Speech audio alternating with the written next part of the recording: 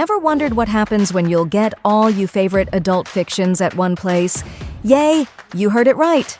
Welcome to my Patreon. Currently, we have more than 200+ stories collections. Exclusive, uncensored, 18+ fan fiction awaits you. Stories too bold for the mainstream, crafted for true fans. Dive into steamy world of Harry Potter, Naruto, and Deku. Untamed passion and raw power. Only on Patreon. Ready to unlock the secrets? Join now, link in the description. Now, today, we are gonna see, what if Naruto was nasty lover of Gwen Tennison? Join Patreon for early Acess of Super Op stories, also adult and steamy Harry Potter stories too. Please subscribe this channel, because definitely I will try my best to provide a valuable content for you all. Also check the description to support the original author for this beautiful creation. In his shoulder, he stood across from Sasuke Uchiha, a traitor to his village. Naruto along with his friends Choji Akamaiki, Kiba Inuzuka, Neji Hyuga, a recently added Rock Lee, and Shikamaru Nara had been charged with the duty to bring him back to village before he went to Orochimaru, an S-class traitor to his village. The chase lead them to the Valley of the End. The valley was a large lake with a waterfall and two large statues of the Shodaime Hokage Hashirama Senju and Madara Uchiha. Both of them were the founders of the village of Konoha, the home of both Naruto and Sasuke. Naruto, who was wrapped in a cloak of red chakra with elongated fangs and claw, glared at Sasuke. Sasuke currently had gray skin with purple hair with a black mark on his face. The whites of his eyes were black while the eyes were purple. On his back he had two large hands that seemed to act like wings. Sasuke, Naruto growled, "Don't do this. You can still come back." "Why should I go back?" Sasuke growled as he focused chakra into his hand. "I'm not going back to that weak village. It will only hold me back from my real power." Naruto growled and focused chakra into his hand as well. Both had different reactions. Sasuke's was mostly electric and all over the place and was white until it grew slightly larger and turned silver.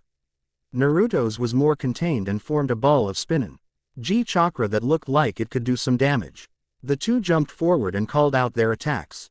Sasuke, Chidori, Naruto, Rasengan. The two attacks collided and the result was a large burst of chakra that shook the ground around them.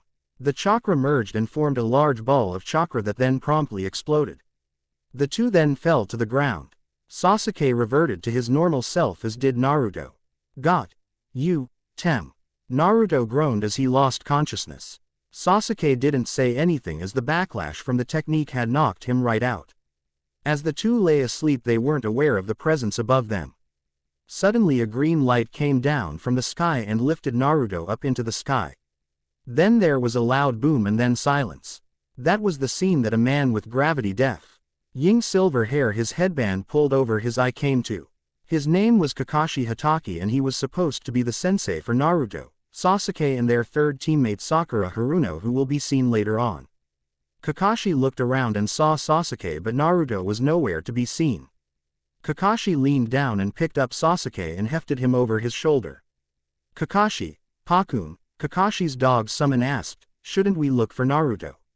Kakashi mentally undid the summoning after that. Kakashi, like most of the village, hated Naruto. Years ago the village was attacked by the Kyuubi no Kitsune, the strongest of the 9 demon lords. Unfortunately Naruto had it sealed inside him by the 4th Hokage, Minato Namikaze. Since then Naruto has been hated by the villagers save for a select few. Kakashi had been Minato's student, so he didn't like Naruto either. When he was supposed to be guarding Naruto, he let Naruto get beaten. When he was supposed to be training him, he went off to train Sasuke. The Uncil wanted him to train Sasuke since they would use him to avenge the Yondaime that Naruto murdered. Yes, they do see him as the Kyuubi. Really, are these people idiots or what? Meanwhile, outside the Earth's atmosphere, a large ship floated just outside the Earth's gravitational pull. It was large and made of black metal. It had two large green orbs on the sides on the back. The front was split in two and had a green orb on top part and the bottom. Right before where the ship splits is a green circle that has the symbol of a black hourglass shape in it. Green electricity sparked between the two halves. Think how Vilgax's ship looks only black and green. Inside, Naruto lay still on a table. He was currently inside a laboratory. On the far left of the room was a LRGE computer that had informati on it written in a language that looked like gibberish. On the other side was a large thing of mechanical tools and other equipment. Above Naruto was a large machine that was currently shut down, so it was hard to tell what it was for. Beside him a round platform rose up. On it stood a very tiny organism. It was small enough for a baby to pick up and play with. It had a gray body, seemed to have a beard growing out of its chin, and walked around with a metal cane, indicating that it was old. His eyes were green and large and far apart. The pupil was rectangular shape. What this creature lacked in size, though it made up for in brains. It was a Galvin. Its kind was one of the smartest in the universe. The Galvin looked over Naruto. After a few minutes the blonde stirred.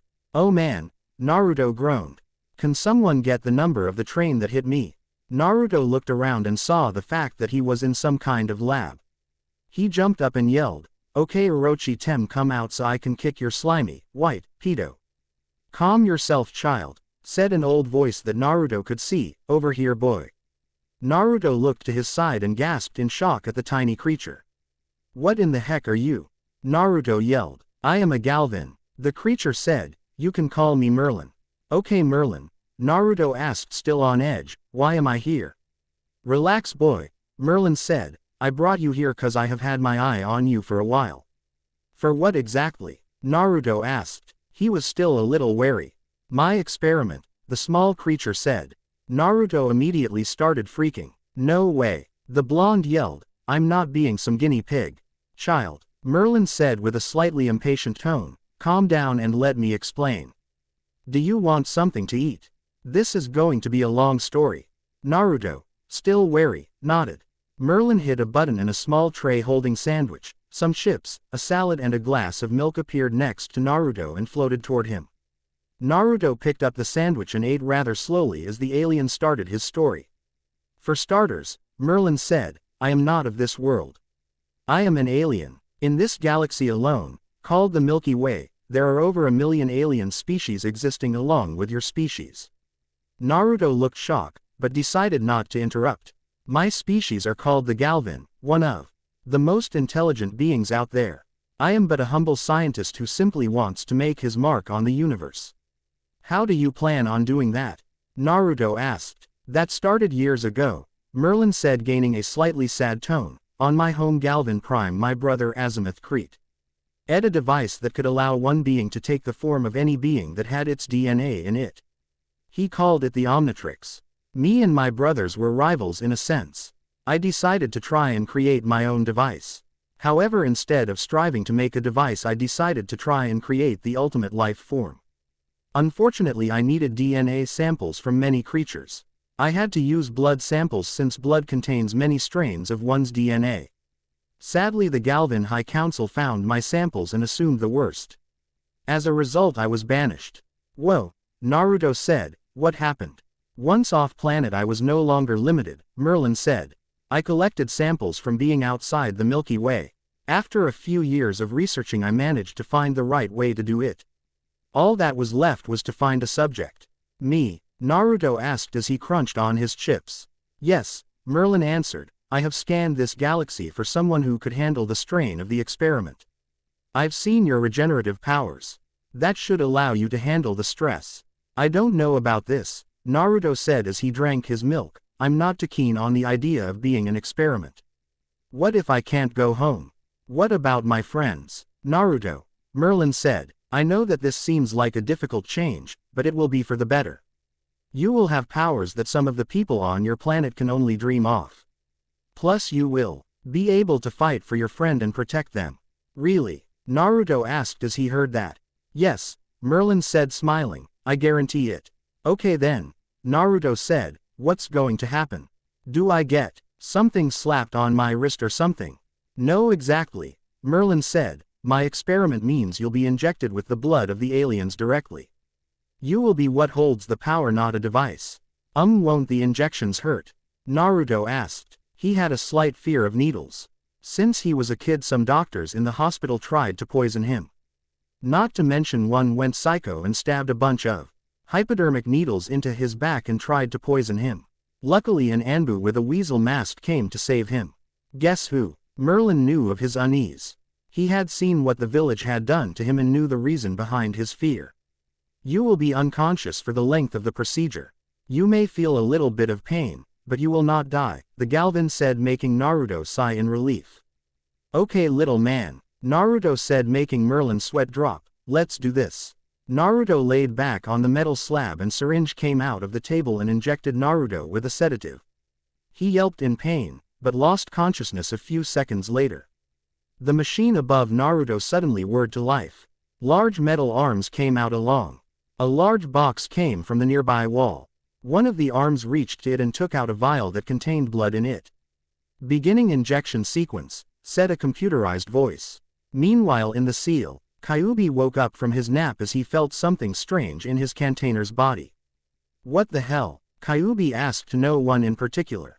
Suddenly he felt an extreme pain in his container. Oh boy, the fox yelled as it sent out some of its chakra to heal any damage. Outside he Seal Merlin noticed a red glow that covered Naruto's body. It was then he noticed that his body was also healing slightly faster. He grinned as he had been right. As the procedure went on, his Platyef Orm rose up and flew over to a small round orb. He pressed a button on the console and the orb rose up and flew toward the airlock, which opened closed and the outer door to it opened and it flew out. The drone flew down towards the planet below and suddenly covered itself up in had metal plates and flew through the Earth's atmosphere. The orb crashed into the ground. After a few seconds of sitting in the crater, the plates retracted and it flew off towards its destination. Meanwhile in Konoha, a tall busty blonde woman with a blue diamond on her forehead was sitting at her desk. Her name was Tsunade Senju, the godime of Konoha. There were tear stains on her face as she recalled what happened a few hours earlier. Flashback. She along with many other people stood at the gate of Kono, awaiting for Naruto and Sasuke to return. After about an hour, Kakashi came into view with Sasuke on his shoulder. Unfortunately Naruto was nowhere to be seen. Kakashi, Tsunade called out, "Where's Naruto?" "I couldn't find him." Kakashi lied. "I looked all over, but there was no sign of him anywhere." "I knew that Baka would get killed," said Sakura Haruno, Naruto's other teammate. She was die-hard Uchiha fangirl. She spat on Naruto since he contained the Kyuubi and because she thought it would get her points with Sasuke. "She is so going to get hurt. Why you shouldn't say such things," said the timid voice of Hinata Hyuga. "So what?" Sakura asked. "He probably ran off after he got beaten by Sasuke-kun." "I should have known he would go traitor, that worthless Baka." Hinata broke character for a brief second and glared at the back of the pink-haired girl's head. Tsunade was upset. Hell, she was on the verge of tears. She walked off and ran to her office before her tears began to fall. She loved the blonde like a son and now he was gone. She had been in her office and cried for a while. End flashback. Tsunade was pulled from her memories when there was a tapping at her window. She turned to see a floating black orb. She cautiously approached the window and opened it. The orb floated to where it was in front of her desk. It opened up to reveal a projector. It hummed "Oh life," and the image of a strange creature appeared. He had gray skin, a beard, an elongated forehead and wide green eyes that had rectangular pupils. "Who are you?" Tsunade asked with extreme curiosity. "My name is Merlin," the projected creature said. "I am called a Galvan, but more to the point I know where the Uzumaki boy is." "What?" Tsunade asked. "Where?" "With me," the projection said. He has willing become part of my experiment." "What experiment?" the busty cage asked. "You will see in due time," the projection said with a grin, "but first I suggest you not tell anyone of this. The last thing we need is information like this leaking out." The blonde nodded and the projection faded. The orb closed and shot out the still open window. Tsunade sat in thought. She had a feeling that when the blonde came back that things would be very insane. Back in Merlin's ship, Naruto stirred. He groaned slightly as he felt some pain from all the injections. He rose up and found a brace on his arm that looked very complex. "Hey Merlin," Naruto called, gaining the Galvan's attention. "What is this?" "Well," Merlin explained, "until you gain mastery over your powers you will have to wear the T so you don't have to worry about your DNA becoming unstable and falling apart. The blonde paled and almost fainted. So how am I supposed to master my powers? Naruto asked. Practice, of course, Merlin said. From what I estimate, it will take about 1200 years to master your power. 1200 years, Naruto yelled. Easy, child, Merlin said. An effect of the operation allows your body to regenerate aged cells. In essence, boy, you now have eternal youth. I'm eternally young, Naruto asked. Oh man, I'm going to look like this for the rest of my life. Actually no, Merlin said, you will retta in the same looks when you are about 16 or so. Given how you will age during training, you should be quite the ladies' magnet. Oh man, Naruto groaned, I'm going to have fangirls. Now, Merlin said, getting Naruto out of his funk. Follow me. The platform Merlin was on rose up and hovered out of the door to the lab. The two then went through this ship, which, to Naruto, seemed like a maze. Eventually they reached what looked like a large safe. This, Merlin said, pointing to the machine, is a hyperbolic time chamber. In here time moves much slower. 1 year in there is 1 day out here. I'm going to train in here, Naruto asked. Yes, Merlin said, there are multiple machines that will be able to train you to utilize your powers. In addition, I also managed to get this. He pressed a button on a console and a glowing blue cube about half his size came out. This is called a holocron, Merlin said as Naruto stared at the small cube. In it I have stored the world's jutsu, as you call them. I managed to pick these up via my scanning drones. You will train with these also. Cool, Naruto said. Now boy, Merlin said, let your training begin. The door to the chamber opened and Naruto stepped in. See you later, old timer, Naruto said, making Merlin's sweat drop. See you in a few years, boy, Merlin said as the door closed. As the door closed he chuckled, I like that, boy. Inside the time chamber, Naruto looked around at the large empty space that would serve as his training area. He noticed that there were an abundance of machines that were supposed to be helping him train. He noticed a small dwelling area with a bed, a table with chairs, a refrigerator, and a shower. Hello, Naruto yelled. Suddenly the machines came to life. They all looked at the blonde, who looked a little bit nervous. Subject: Naruto Uzumaki. Training protocol commence. Outside the chamber, Merlin sat down and grabbed a cup of what the Earthlings call tea. He had to admit that it was a very nice drink for something made on a backwater planet. He heard explosions fro inside the chamber and knew that Naruto had started his training. He grinned as he heard them. He knew that the ultimate life form was well under its way to completion. For the next 3 years Naruto trained in the hyperbolic time chamber. While inside he figured out the special abilities of shadow clones. Memories were sent back to the original upon dispersing. Unfortunately Naruto overused it once and wound up with the mother of all migraines. This also helped him when he learned the jutsu from the holocron. It didn't speed up his training in his alien powers, however, since most of them were physical and muscle memory didn't transfer. He had also become more logical over training as well. His crush on Sakura died. Why go after a girl who follows some stuck-up jerk around like a lost puppy? He had also grown to dislike Sasuke. He used to see Sasuke as a brother, but he got out of that. What kind of brother drives an assassination technique through your chest? Kyuubi also played a role in his training. The fox decided, since Naruto knew the secrets of shadow clones, he decided to teach him some demonic jutsu as well as some other things. Now in the hyperbolic time chamber, one figure stood amongst rubble and destroyed robots and machines. He was about 6 feet tall with spiky blonde hair. He had an athletic build that was seen through the training outfit he wore. It was black jumpsuit with white armor covering his chest with white boots and gloves. Imagine the armor Vegeta wore during the fight with Frieza on Namek. His face was devoid of baby fat and the whisker marks were faded. This was Naruto Uzumaki. On his back was large black sword. It stood about as tall as he was and had the image of a scorpion at the bottom of the blade. Right where the blade met the hilt it formed a dark-looking skull and 2 claws came out of the sides of the hilt. Naruto brought the sword to his arm where it was sealed into a tattoo that was the kanji for scorpion.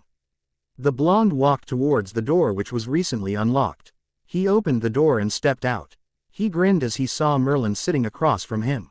The Galvin hadn't really changed in the centuries Naruto had been gone. Hyperbolic time chamber remember. Hey there old man, Naruto said making the Galvin groan. You can't call me that, Merlin said.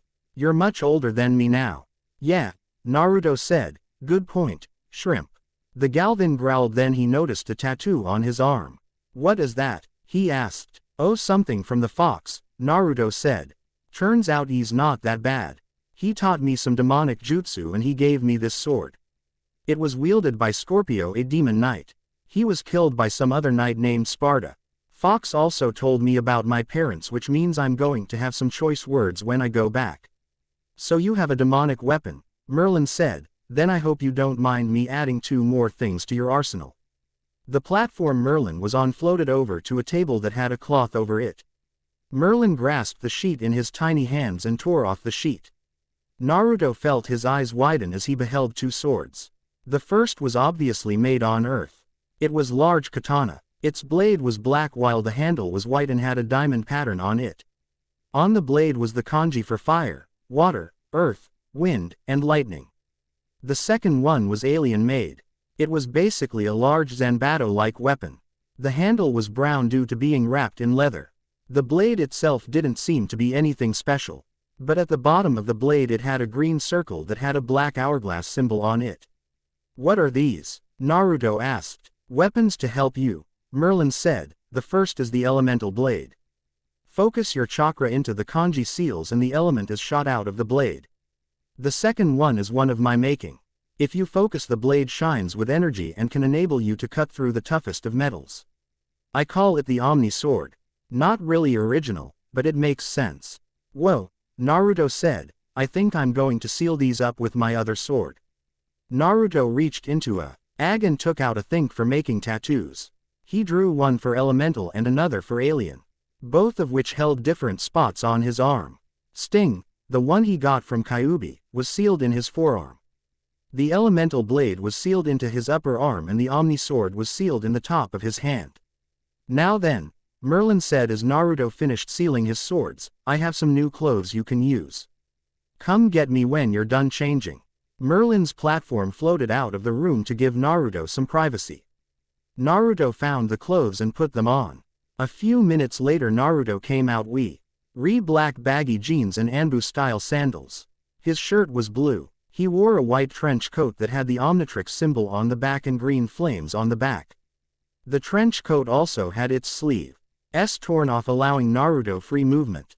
To cover his tattoos he found a pair of white fingerless gloves to cover the one on his hand. He decided to keep his upper arms bare since he didn't want to look too ridiculous. He left the room and found Merlin waiting for him.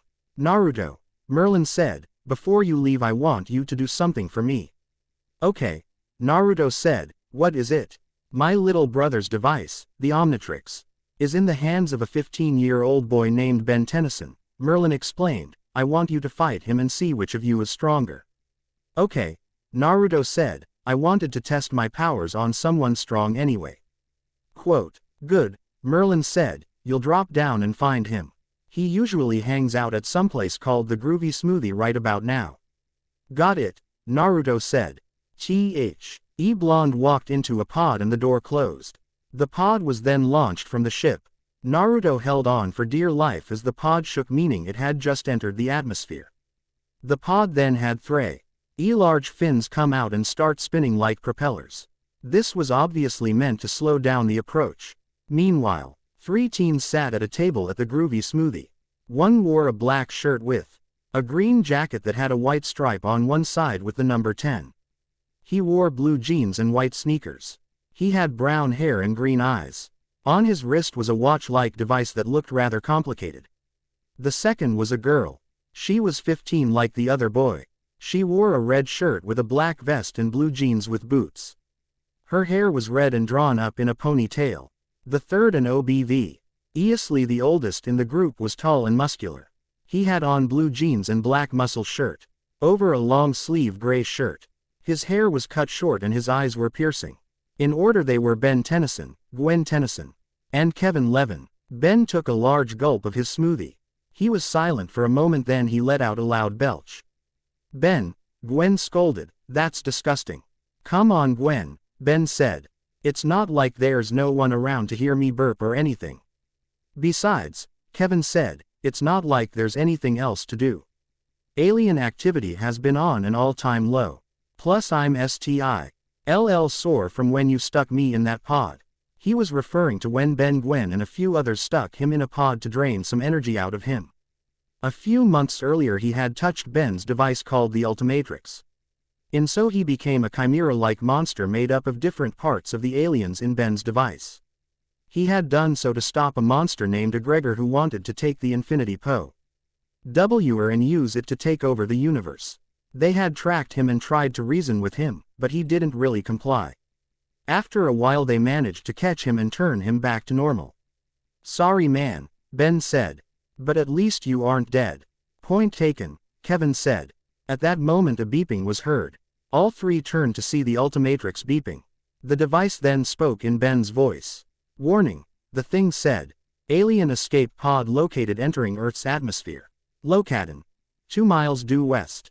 Let's go, Ben said as they piled into Ben's car and drove off. A little later the three arrived at the crash site, which turned out to be in a canyon just outside of town. They looked in curiosity at the alien pod. Slowly the pod opened and to their surprise a human stepped out. He was tall and was muscled. His hair was spiky and jutted out in multiple directions. His eyes were a deep cerulean blue that shone brightly in the sun. He had on black baggy jeans with black sandals, a blue shirt, and a white trench coat that had the Omnitrix symbol on the back and green flame on the bottom. He also had on white fingerless gloves and bandages around his forearms. He also had a strange symbol on his upper left arm. Gwen couldn't help but blush slightly as she saw the boy's face. Kevin noticed this and growled silently. The boy shook his head and looked around and found the three teens. Which one of you is Gwen Tennison? The blonde asked. That would be me, Ben said, and you are? Naruto Uzumaki, the blonde answered. That's a weird name, Kevin said. You're one to talk, Levin, Naruto said, making Kevin growl. So what do you want? Ben asked. Simple, Naruto said, I want to fight you. The three were taken aback by what the boy wanted. Kevin recovered first and grinned playfully. In his hand on the ground he activated his powers and absorbed some of the ground into his body, turning him into rock. Sorry buddy, Kevin said, but if you fight Ben you fight us too. Gwen recovered next and lit up her energy. Naruto grinned a fox-like smile at her and said, listen pretty lady. I don't want to hurt such a pretty face, so why don't you just lower those hands? Gwen's entire face turned red as he said this.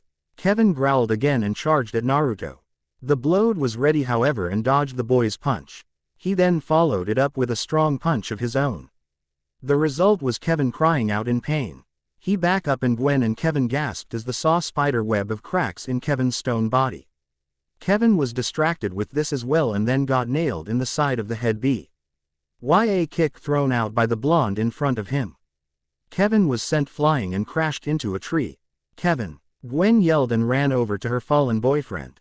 Naruto shook his head. Then there was a green flash. Naruto turned to see in Ben's place was a large tiger-like creature that had a large spike coming off its wrist. It stood twice as tall as he did. Naruto noticed the Omnitrix symbol in the middle of its chest. Wrath, the tiger man yelled. You want to play big man? Naruto asked, throwing off his trench coat showing that he had a lot of muscle. Gwen blushed again and had to avoid having a nosebleed. Come on then, Naruto yelled. With that the two charge at each other. Cliffhanger. I know, but hey, I don't want to go too far in one chapter. Next time it's Naruto versus Ben versus Kevin J. Just as soon as said boy wakes up from his little nap. Anyway, next time we'll see just how much Naruto's training will pay off. Oh, and in case you're wondering, Naruto will be kick much butt in this show.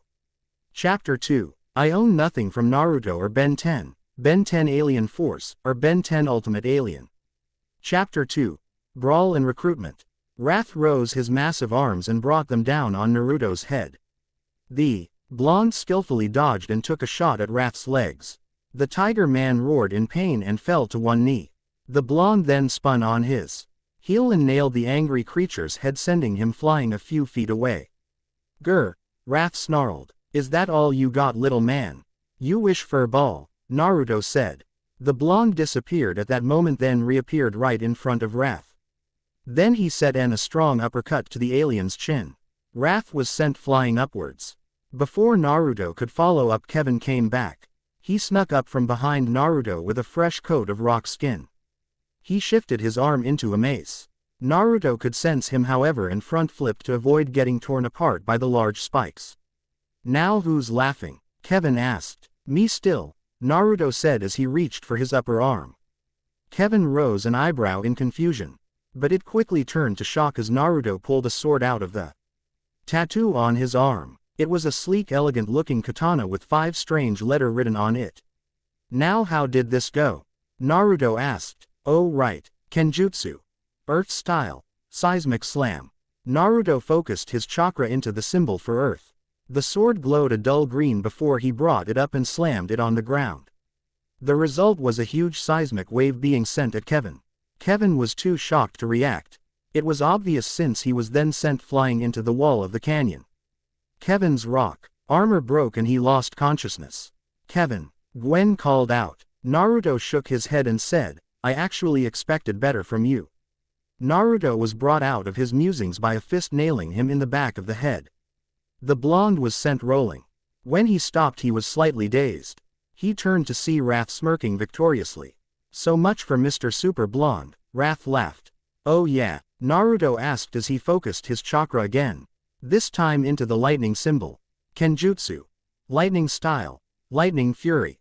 The blonde swung his sword that was now glowing a light blue. Then bolts of lightning shot off the sword. Wrath was quick to react and managed to avoid. He looked behind him to see that the canyon wall now had a huge hole in it. "Don't tell me that's all the famous Ben 10 has," Naruto taunted. "Oh, now you've gone and made Wrath mad." Wrath growled. He reached for the symbol on his chest. Naruto rose an eyebrow thinking he was going to change forms. Then Wrath turned the dial and the last thing Naruto expected to happen happened. Green energy spread all around Wrath. His fur turned black with white stripes. Spines came out of his back and he now had 3 spikes coming off his hands. In addition, he had clawed fingers and clawed toes. Ultimate Wrath. The creature roared. Ultimate Wrath charged, swinging his claws. Naruto moved quickly and blocked each swipe with his sword. It was good thing he had plenty of time training, otherwise he would be chopped liver at the moment. "Hold still so I can slice you," Ultimate Wrath growled, growing easily more frustrated by the moment. "Sorry," Naruto said, "but I like to be in one piece." Ultimate Wrath growled and kept swinging. Naruto jumped back and Ultimate Wrath charged. The two then engaged in a grappling contest. "You may be fast," Ultimate Wrath grinned, "but you're not strong enough to go toe-to-toe in a wrestling match with me." To Ultimate Wrath's surprise, Naruto kept it up. Then an even bigger shock came when he started to push back. "How are you able to do that?" Ultimate Wrath asked, getting a fox-like grin from Naruto. "You'll figure it out," Naruto said with his eyes glowing green. Then he fired green lasers from his eyes, nailing Ultimate Wrath in the chest. Ultimate Wrath turned back into Wrath and then back into Ben. "That was a sneaky trick," Ben said. "Never said I was going to pay fair," Naruto said. "Now take another form.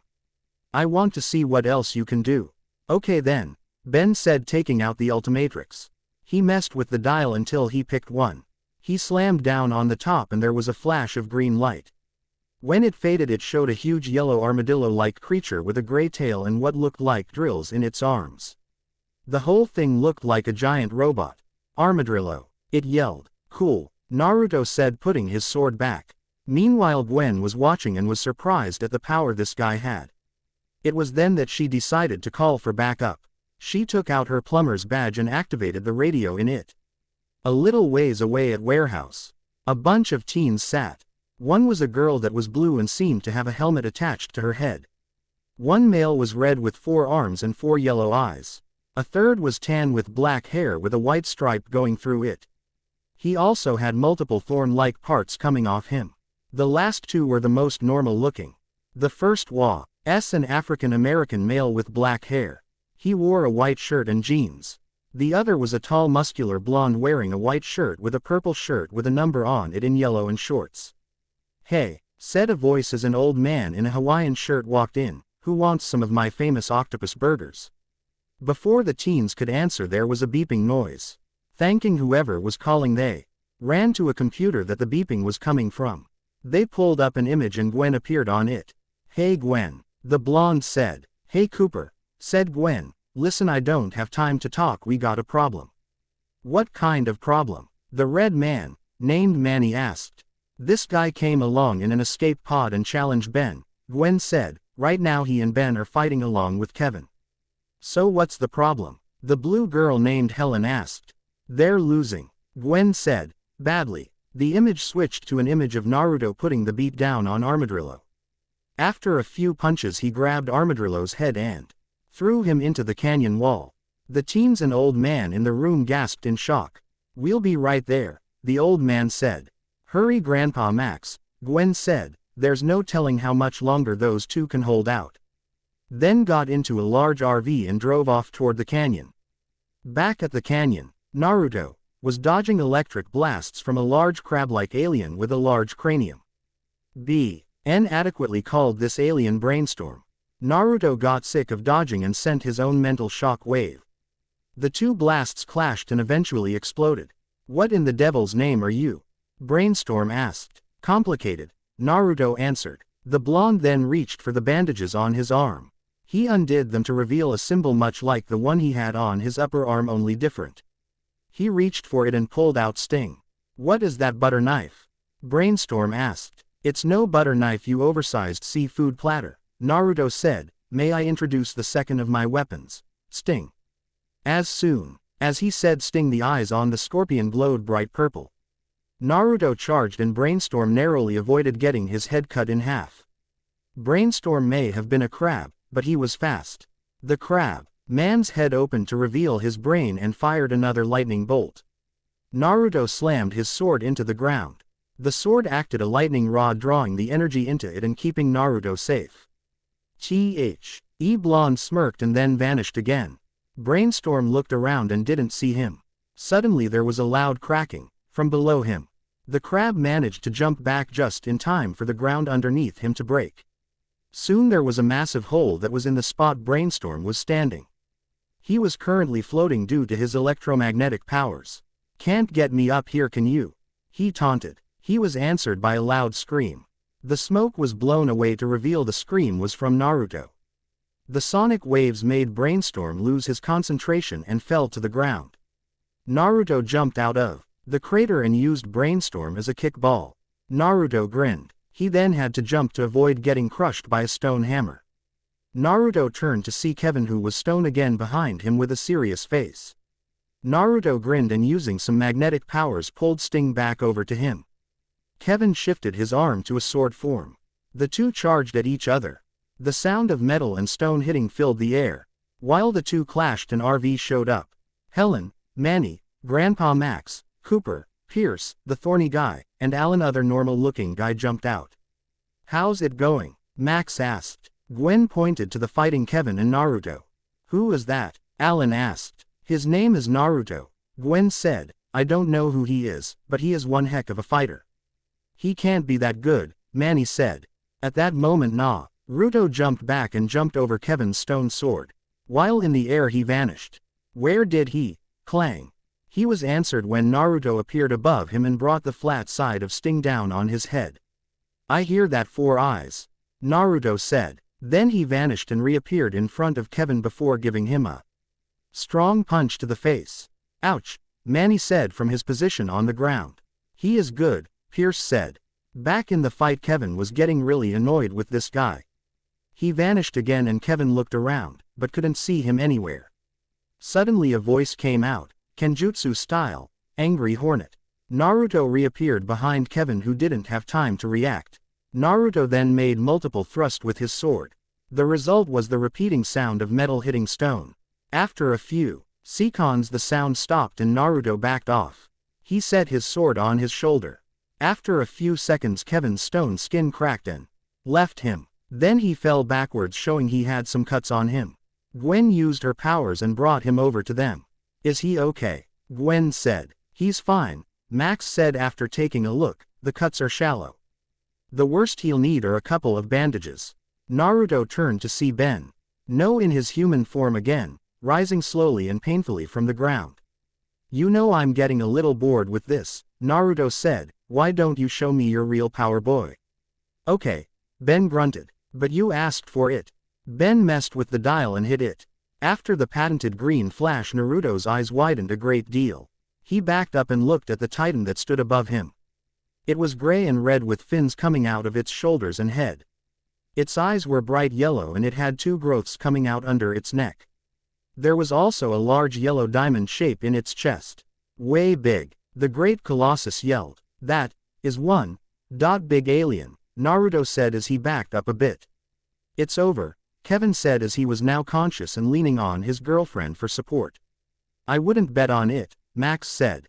What do you mean? Alan asked. This kid is strong, Max said, now we'll see just how strong. Bye-bye little man, Way Big said as he placed his hands in a formation near his chest. He then fired a blue beam from his chest aiming right for Naruto. The blonde just rose his hand and said, blast stopper motion. Seconded. Naruto moved his hand in a circle. It formed a ring and it sent out a few waves. The beam stopped right in front of Naruto, blocking it. Way Big stopped firing and gasped at the fact that this kid just stopped his most powerful alien's attack. My turn, big man, Naruto said as he held up a hand. Slowly energy formed and then concentrated into a spinning ball. Slowly the ball grew and grew until it was about the size of a basketball. Then the charged. Way Big brought down his fist, which Naruto was able to stop and jump over. He landed on Giant's knuckle. Then using incredible speed that no one had ever seen before ran up his arm. Finally he was close to the giant's face. Way Big, in one last attempt, brought his hand down on his arm. Naruto just jumped through his fingers. Night night big guy, Naruto yelled, Utamu Rasengan. The blonde slammed the spinning ball into the giant alien's forehead. There was a huge flash and a loud scream of pain from Way Big. Then to everyone's shock and fear the giant tumbled and fell to the ground with a loud crash. Naruto landed on the ground, forming cracks in the ground. He looked at his handiwork. He smiled and said, David, eat your heart out. There was a green flash and Ben was found getting up in the crater. Oh man, Ben groaned, my head is killing me. Taking a large spinning ball to the head tends to do that, Naruto joked. Ben was surprised since the guy who would have destroyed him just a few seconds ago was actually joking around now. Ben said, aren't you going to try and knock me down again? Nah, Naruto said, I took down your strongest alien. I think that proves I'm stronger. But you said you wanted to fight him, Kevin said, standing on his own 2 feet with a little difficulty. I said I wanted to fight him, Naruto explained, I didn't say I wanted to kill him. If I wanted him dead, he'd be dead. He's right, you know, said a voice Ben and others recognized. There was a flash and a small Galvin appeared. Naruto thought it was Merlin until he saw that this had a mustache, not a beard. Azimuth, Ben said, what are you doing here? I sensed multiple DNA signatures and decided to investigate, Azimuth said, imagine my surprise when I find you fighting this young man. Quote, how is it a surprise? Ben asked. He challenged me and I lost. Really? Azimuth asked. We'll talk about that later. I'm more concerned with who created him. Then a loud humming was heard as a large ship came into view above them. The bottom part opened up and a circular platform came into view. The platform lowered until it was at level with them. Here was a little bit of dust in the air so no one could see who was on it. When it cleared, it showed a Galvin with a cane and a beard. Another Galvin, Max asked. Hello Azimuth, Merlin said. Hello big brother, Azimuth said. Brother, Ben asked, when did this happen? Let's explain over smoothies, Naruto said, my treat. Everyone shrugged and got in their respective vehicles. Well, most of them did. Naruto ran the way. At the groovy smoothie everyone sat down and got right to business after getting their drinks. So how did this happen? Ben asked. Well, Azimuth explained, years around the time I made the Omnitrix, my brother and I had a bit of a sibling rivalry trying to prove which of us was the smartest. I created the Omnidirex while my brother chose to keep his project a secret. Unfortunately, before he could complete his project, he was found with blood samples from many races of beings. The Galvin High Council assumed the worst and despite my best efforts to prove my brother's innocence. Banished him from our planet. If only they had looked, Merlin said, taking a sip of his drink. I had the samples, but I never found a test subject that could handle the stress of the procedure. I wasn't about to let a creature die in the name of my own experiment.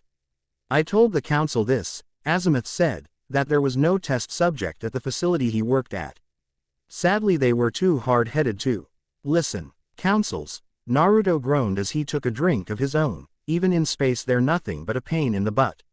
Why do you say that? Gwen asked. Lady, Naruto said, I can't tell you how many times they've tried to either execute me or banish me. What? Ben asked. The others looked at him like he was crazy. Should I tell them? He asked Merlin. Your burden, Merlin said. Your decision. Well, Naruto said, on the day of my birth my home was attacked by a monster called the Kyuubi no Kitsune, or the nine-tailed fox. The leader at the time, my father, couldn't kill it. So he did the next best thing. He sealed it in a newborn baby. Me. You hold a monster? Helen asked. Whoa, Cooper said. The others were too speechless to speak. My dad's last wish was that I be treated as a hero for keeping that monster at bay, Naruto continued. Instead my heritage was kept from me and I was ignored, beaten, burned, and a whole lot of other crud that no child should go through. At those words, after hearing that, Kevin got up and walked over to a trash can.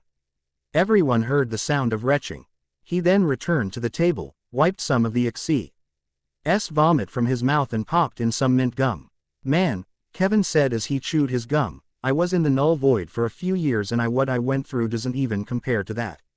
How can someone do that? Max asked, clearly angry. It doesn't make sense. They got the idea that he was the Kyuubi trapped in a human form, Merlin said. Idiots couldn't tell the difference between a sword and its sheath. Amen, brother, Naruto said, taking a huge gulp of his smoothie. How did you manage to survive that? Helen asked. Well, Naruto said, luckily the fox gave me enhanced regeneration. That is what allowed me to survive the hell that was once my village.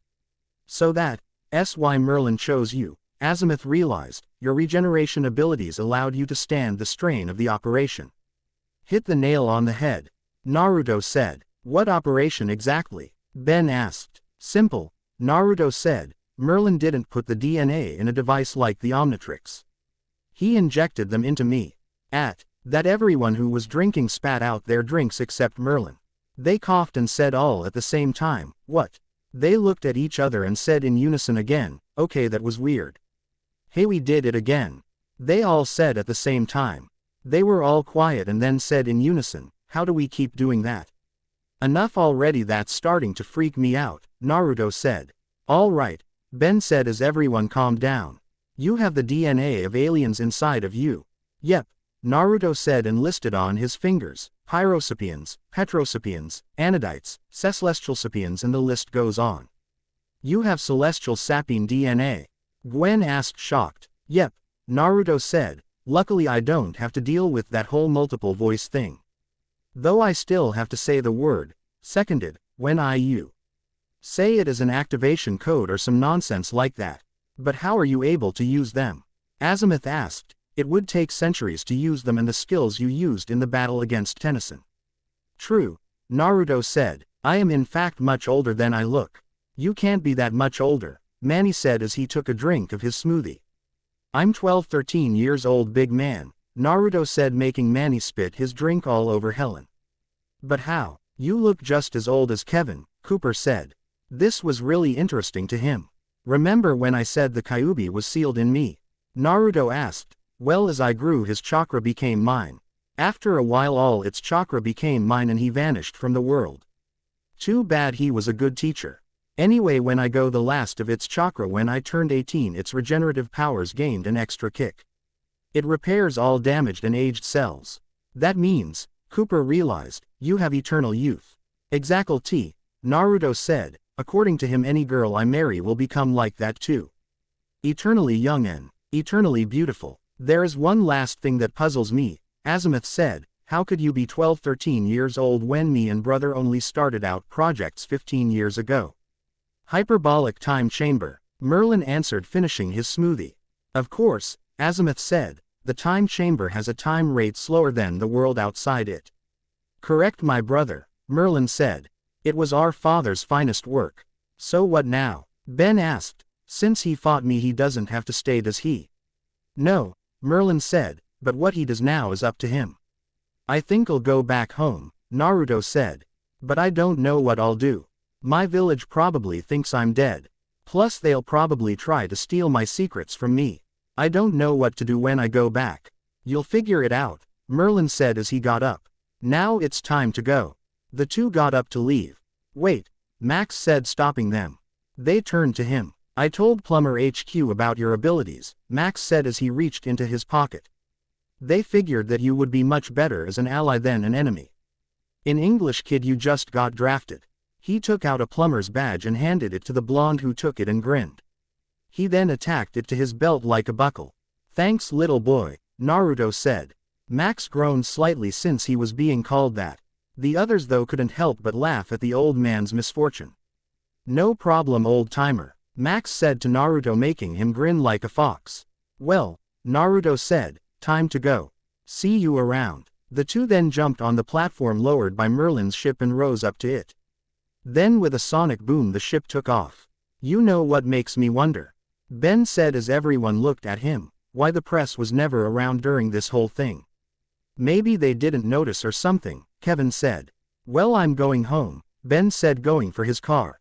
Why? Helen asked. To get some painkillers for this headache, the boy said, rubbing his skull. The others couldn't help but laugh. Cut. Okay, Naruto beat Kevin and Ben and he's now a plumber. Now, in case some of you are wondering, Wei Big was able to stand the Udamu Rasengan because his skin is stronger than a normal human's. Also, for those of you who don't know, here are a list of the aliens I mentioned in case you missed a few episodes. Pyronites, lava-like aliens made of volcanic rock, Ben's heat blast form or Alan Wen in alien form. Petrosapiens, aliens made of crystal, Ben's diamond head form or Tetrax. Anodites, energy being aliens, usually purple with a pink energy mane for hair, how Gwen gets her powers, and Ben and Gwen's grandma Verdona. Celestial sapiens, black aliens that are human looking only with green pupil-less eyes and 3 horns on their heads and tiny star-like dots on their bodies, Ben's alien X form. Chapter 3. I own nothing from Naruto or Ben 10. Ben 10 Alien Force, or Ben 10 Ultimate Alien. Chapter 3. Return. So what's been going on in my old home, Pipsqueak? Naruto asked Merlin as they went home. Well, Merlin said, your council has been trying to have you marked as a missing nin. Tsunade has been able to keep them from doing just that and just labeled you as Mia, missing in action. What about Sasuke and the rest of the Konoha 12? Naruto asked. The ones who went with you on the mission have recovered just fine thanks to the skills of the medic ninja who leads your village. That pink-haired girl is angry at you for hurting the Uchiha boy, as are other people. Hell, she even tried to order that old woman to have you executed for doing so. She was then thrown from the window. Good old granny, Naruto said. You know you can't call her that now, right? Merlin asked. Yeah, Naruto said, but it'll piss her off all the same. Good point, Merlin said, but I suggest you now show your face so soon. As such, I made you this. Merlin then presented a mask to Naruto. It was like an Anbu mask. The only difference was that there was the Omnitrix was on the 4E head and there were 2 large white eyes. I suggest you wear this, Merlin said. You don't want to be attacked just as soon as you enter the gates, do you? Good point, Naruto said. He put on the mask and found that it didn't impair his vision. There is also something else you should know, Merlin said. Your sensei, that Hitaki character, didn't even bother looking for you when you went missing. He even said that he felt a great deal of your tenant's chakra in the area. That favorite's playing son of A. Naruto started but was stopped when Merlin jumped up and bopped him over the head. Watch your language, boy, the Galvin said harshly. Sorry, Naruto said, rubbing his skull. A few minutes later they arrived at the drop site, which was few miles from Konoha. Naruto jumped off. He looked around and saw that no one was around. He unsealed Sting, only this time it was in a large black sheath which Naruto put on his back. He then made his way toward his home. When he approached, he found that there was some kind of festival going on. Halt, who goes there? Said one of the guards. Someone who has been traveling a while and wishes to find a place to rest a while, Naruto lied, his voice sounding deeper due to the mask. Okay then, the guard said, you mind telling us why you have a sword? An armed traveler is less likely to gain attention from bandits than an unarmed traveler, Naruto said behind his mask. The two seemed to buy it as they let him pass. Naruto passed through the gates and was greeted to the wild sound of partying. Every store was lit up and celebrating. Naruto was wondering what the whole thing was about when he was approached by a woman with pink hair. Hey Mr. Mysterious, she said in a flirty voice, you looking for a good time? Not right now, the blonde answered. Mind telling me what this whole celebration is about? You don't know, the woman asked. Today is the day that a demon was killed by a great hero. 3 years ago Sasuke Uchiha killed the Kyuubi no Yoko. The young hero lured the demon out of the village where he used his Sharingan to weaken it and then slay it. I see, the blonde said, slightly angry that these people spat on his so-called grave. Now why don't you take off that mask and we go have some fun? The woman asked, running a hand up the boy's muscled chest. Sorry, the man said, but I have a wife waiting at home.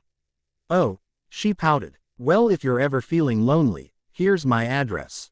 She left with a wink and a sway of her hips. Naruto rolled his eyes behind his mask and continued wailing. As he walked toward the tower, he noticed that one place didn't seem to be celebrating. It was a restaurant owned by the Akamaiki. Using his enhanced hearing, he heard voices. Unfortunately, the partying made it hard for anyone to understand what they were saying. Naruto made his way to restaurant and opened the door. Sorry, we're closed, said Chusa Akamaiki at the counter. I'm not here for food, Naruto said behind his mask. I'm here for a little information. On what? Said a familiar voice. He turned to see the rest of the Konoha 12 sitting at a table. The only ones not there were Sasuke and Sakura. One of them in a different outfit than before. Basically their Shippuden outfits. I don't want to go into it. With them were the Jonin save Kakashi. I asked someone outside about the festival going on, the masked blonde said. I don't think I got whole story. Of course you weren't, Ino spat. They probably told you the noble Uchiha lured the so-called demon out of the village and killed him. Right, yes, the masked blonde said, feigning ignorance. Why? It wasn't like that, Kiba said, taking a swig of sake. The Uchiha ran away from the village. The demon and a few of his friends followed him. They encountered resistance, but the demon beat the Uchiha. After that the demon went missing. How do you know that? The masked boy asked. I was on that mission, Kiba growled. My mom's aide that some of the civilian council said that the demon should be killed. They even had the gall to say that they didn't lose any good shinobi. Hell, me and my friends almost died on that mission. Quote, you talk like this demon was your friend, Naruto said. He was then picked up by a very angry Choji. He was our friend. The young Akamaiki growled. If he was a demon he wouldn't have fought beside us. He wouldn't have helped us. He would have just wiped this village off the map. He was no demon. He was what held it. You know of the Jinchuriki? Naruto asked, surprised. Yeah, Ino said, it was made public after he went missing. I just wish I had been nicer to him. If I had known, I wouldn't have been such a. Choji led Naruto down and went over to Ino and put an arm around her. Naruto adjusted his coat. Thank you for telling me the truth, the masked blonde said. What happened to this Uchiha boy? He was basically give a slap on the wrist, Shikamaru growled. They even wanted him promoted for it. You hear me? They wanted him promoted for killing someone. All the while his pink-haired whore was beside him the whole time. There is intelligence in a village of fools, Naruto said. Good to know. Yeah, Hinata said. I'm glad that not everyone sees him as a monster in this village. What are you doing here? Said a voice that made Naruto bristle behind his mask. Sakura, Choji growled. You know you aren't allowed in here. Come on Choji, lighten up, Sakura said. Not unless you finally give up that spoiled brat, Ino growled. Come on, Sakura yelled. Sasuke is here for killing that monster.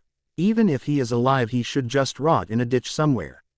He should. She was cut off by the sound of a sword being drawn.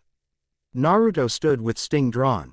He looked at Sakura and could feel the anger behind the eyes of the mask.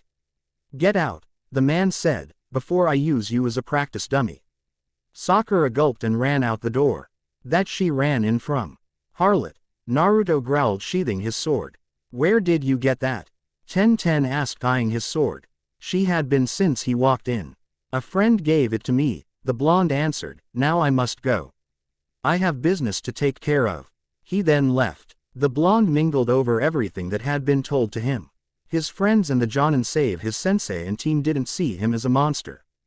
The rest of the village did. Naruto then realized he had been wrong about this village. They would only see him as a monster and nothing but that. If he had brought Sasuke back, then they would have him executed for what he did to him. He made up his mind.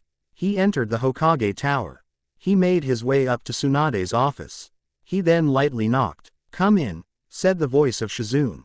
The masked blonde entered. He Tsunade with a huge bottle of sake in her hand and was currently chugging it down. You shouldn't drink like that, the masked man said, you could kill yourself. What do you want? Tsunade asked the masked stranger. Shouldn't you be partying with the other idiots in this village? I don't see a reason to party about a comrade and loyal fighter going missing, Naruto said behind his mask. At least there's someone here with a brain, Tsunade said, throwing away her bottle. Unfortunately, the blonde said, I'm not here for pleasure, I'm here for business. What business? Tsunade asked. Oh, Naruto said, thinking on his feet. My name is Naraku Namikaze, distant relative of Minato Namikaze. You're a descendant of the Namikaze clan? Tsunade asked, not believing him. Prove it. Blonde held up a hand and formed a Rasengan in his hand. Tsunade felt her jaw drop in shock. I watched my relative create this, the blonde said. I believe that this is a move only someone of my clan can use. Okay, Tsunade spoke, but I need more concrete evidence. Give me a sample of your blood. The blonde took out a kunai and ran the blade over his hand. Tsunade took out a piece of paper and the blood fell on.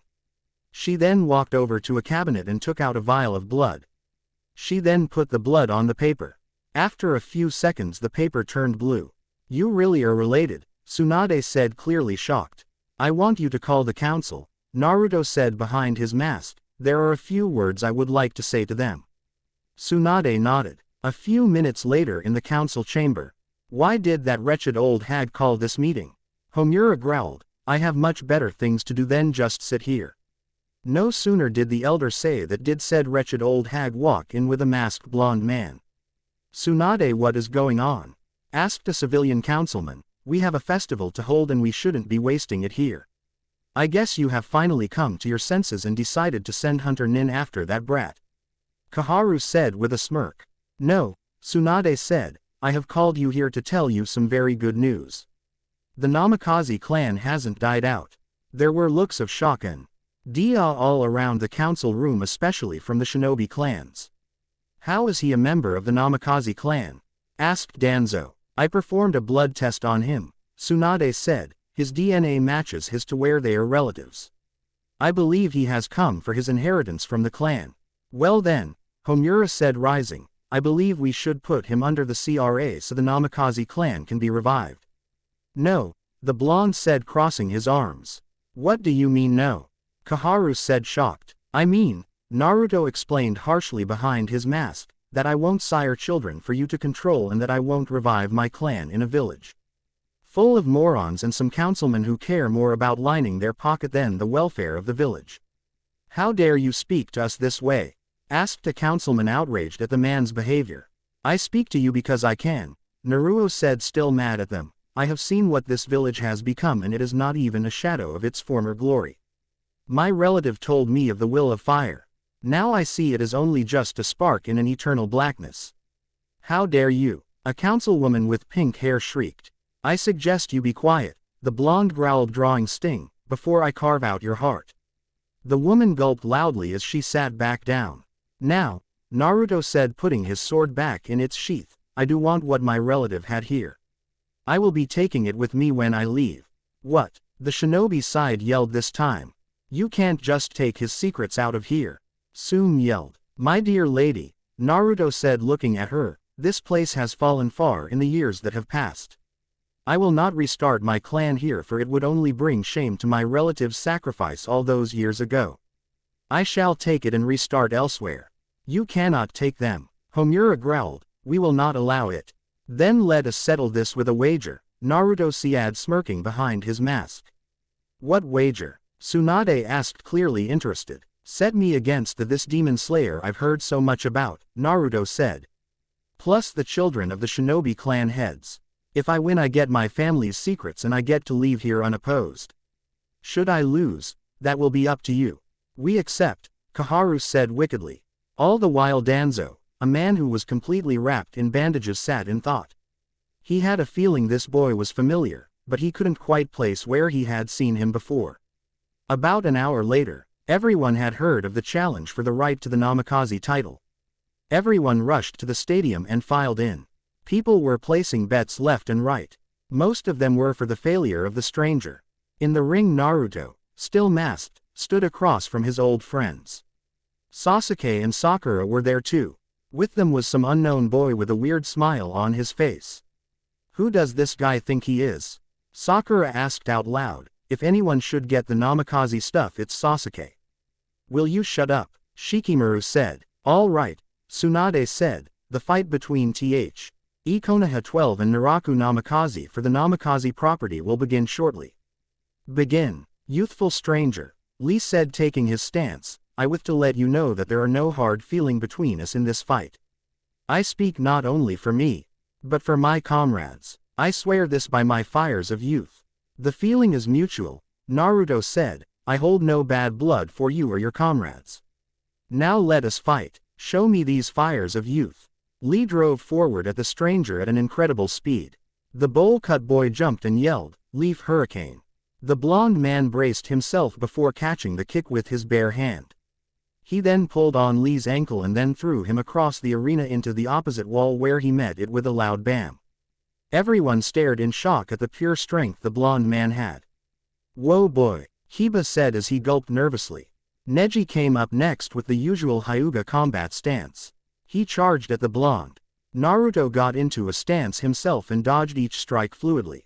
Then in the same fluid-like motion grabbed the Hyuga's arm and then sent out a punch that connected with his elbow. The Hyuga screamed in pain as there was a loud crack.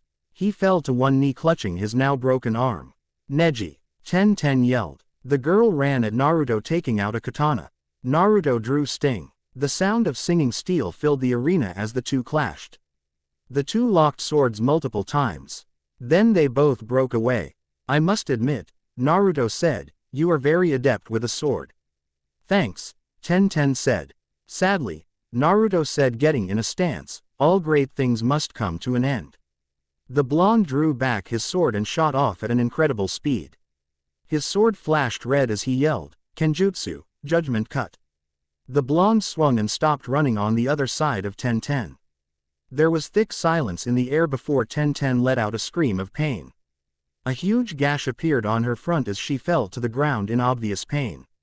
Got you, Kiba yelled as he and his dog Akamaru charged. Naruto was surprised to see that Akamaru got so big. He was big enough to ride, and he used to ride on Kiba's head. What was it the Inuzuka fed him? Kiba swung his claws and Naruto jumped over him. He landed on his hands and then spun, sending multiple kicks toward Kiba. The dog user was knocked to the ground. Akamaru jumped at the blonde. Naruto then, using the power of the Anodites, shot out a blue energy leash that wrapped around the dog and kept him from moving. I know the color is pink, but I decided to change the color a bit. It's a little girly for a male ninja. What the hell is that? Hinata asked. I don't know, Shino said. Stranger, I would like to withdraw from our fight. Why is that? Naruto asked, though he knew why. If I fight you I could have incredible damage done to my hive, Shino explained. You easily took down some of my stronger allies. It is illogical for me to fight someone who is clearly my better. Wise choice, Naruto said, turning to Hinata. And what of you, young Hyuga? Will you fight me? The answer was Hinata, getting into her family's stance. Naruto got into his own. Hinata charged at the blonde and tried to hit him. The blonde dodged or blocked each movement. Finally he grabbed Hinata's arm and threw her up in the air. Then his arms turned to bandages and then wrapped around Hinata, gently bringing her back to earth and leaving her tied up and unable to fight. Naruto's arms turned back to normal. Everyone was staring at the fact that this man had powers never seen before in a Namikaze. People were immediately thinking bloodline. Back in the ring, Naruto felt a strong burst of chakra. He turned to see Lee, who was now radiating green energy and now had red skin. He charged at Naruto with blinding speed. Naruto didn't have time to react. He quickly absorbed the energy from the ground beneath him and turned to rock. He was then sent flying across the arena. He crashed into the wall. The blonde rose up, nursing his stomach as he felt cracks in layer of stone that had become his flesh. Naruto growled. Then, accessing more alien DNA, he turned into a blur. No one saw anything. They only heard loud booms as they two incredibly speedy ninja clashed with one another. Then there was a loud boom and a crater formed in the middle of the arena. Then Naruto appeared above it. Then he dove down and brought his heel and sent Lee deeper into the ground. Naruto was about to move when he felt himself go rigid. He turned, then knew he was strapped in Shikamaru's shadow possession jutsu. The blonde then saw Ino move in front of him doing hand signs. Mind transfer jutsu, she called out as her mind entered Naruto's. Complete, Shikamaru said. Suddenly the blonde began to shake and writhe like he was having a seizure. Ino's body, which had fallen to the ground, rose up with a gasp. Not happening, little girl, Naruto said. Shikamaru sent out his shadow and caught Naruto again. This time Naruto sent a pulse of electricity thanks to the DNA he had from a megafoot. Shikamaru cried out in pain as he was electrocuted. Oh no, you don't, Choji yelled. Partial expansion jutsu. Left arm. The Akamaiki sent out his enlarged arm. The blonde just stood there. As the fist neared, he held out an arm and caught the fist with one hand, making everyone gasp. Choji was then lifted off the ground and then slammed into the arena wall multiple times. Hey, a voice rang out. He turned to see Sakura charging at him. The blonde jumped out of the way of the fist. Good thing he did, because a huge crater formed where she hit the ground. The blonde narrowed his eyes. Then his arms were covered in crystal. The blonde then clasped his hands together. He turned, became a blur and reappeared in front of Sakura. He brought both hands up and nailed her in the chin. She was sent flying and crashed through the arena wall. Pathetic, Naruto said. How she became a ninja I will never know. Sorry, loser, Sasuke said, but now you face the strongest of the Konoha 12. The blonde kid, Naruto asked. If he's the strongest, then let him prove it. I mean me, Sasuke yelled. Quiet boy, Naruto said, glaring at Sasuke behind his mask. I'll fight him and then the so-called demon slayer. Naruto turned his attention to the boy and asked, what is your name, child? My name is Sai, the blonde said. Okay, Naruto said, cracking his knuckles. Let's see what you can do. Sai took out a sketch pad and a few ink tigers burst from the pages. The tigers growled menacingly. Then they charged. Naruto grinned. Behind his mask, he took a deep breath and let out a cold breath. The ink the tigers were made of froze and then shattered. Specialized ink that comes to life when chakra is added, Naruto observed. Very nice. Before Sai could anything, he was blasted by a new arrow shock fired from Naruto's eyes. Jet rays power. The blast knocked Sai to the ground and straight into the darkness of unconsciousness. Now Demon Slayer, Naruto said, facing Sasuke, your turn. Sasuke grinned and went through hand signs before he yelled, fire style, fireball jutsu. The fireball shot at Naruto at an incredible speed. Naruto accessed his powers and his body was then turned to lava rock. The flames engulfed him, not causing him any pain. The boy then absorbed the fire and shot it back out at the Uchiha. Sasuke dodged, but was met with the blonde's boot as it made contact with his stomach. Naruto then hit him with a mental shockwave that made the Uchiha scream out in pain. The Uchiha hit the ground. You, Sasuke growled as he rose up despite the pain. How did you get that power? My power was given to me by God, Naruto said. He blessed me with this strength and I will use it. You will not have my power. Sasuke growled as he went through a few more hand signs. Then the sound of chirping birds filled the air. A ball of electricity formed in Sasuke's hand.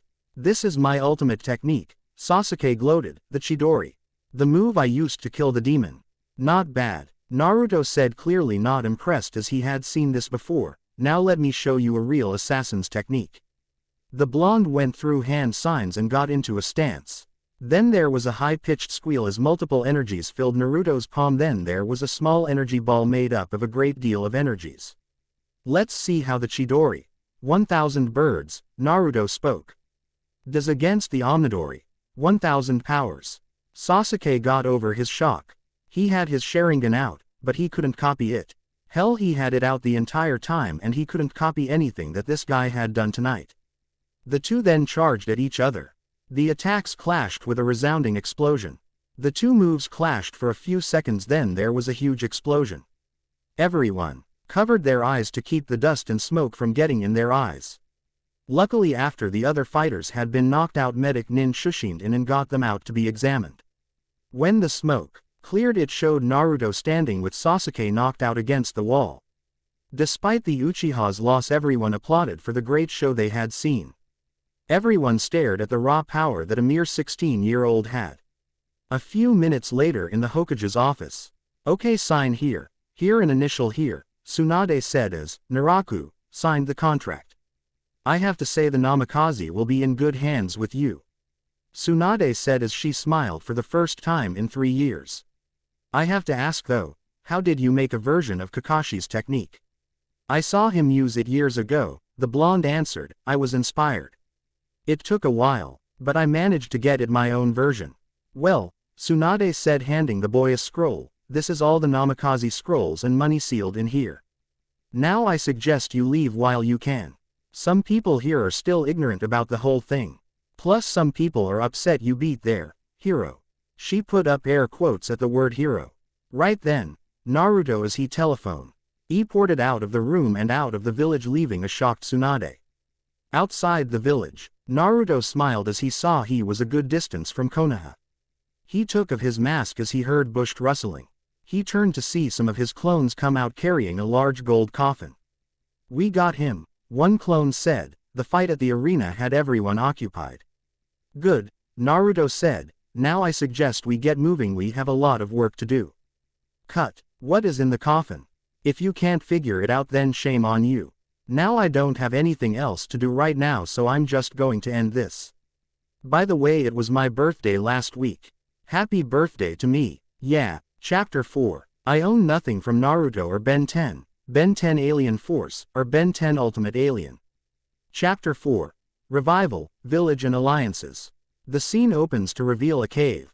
Said cave is close to the borders of Fire and Lightning Country.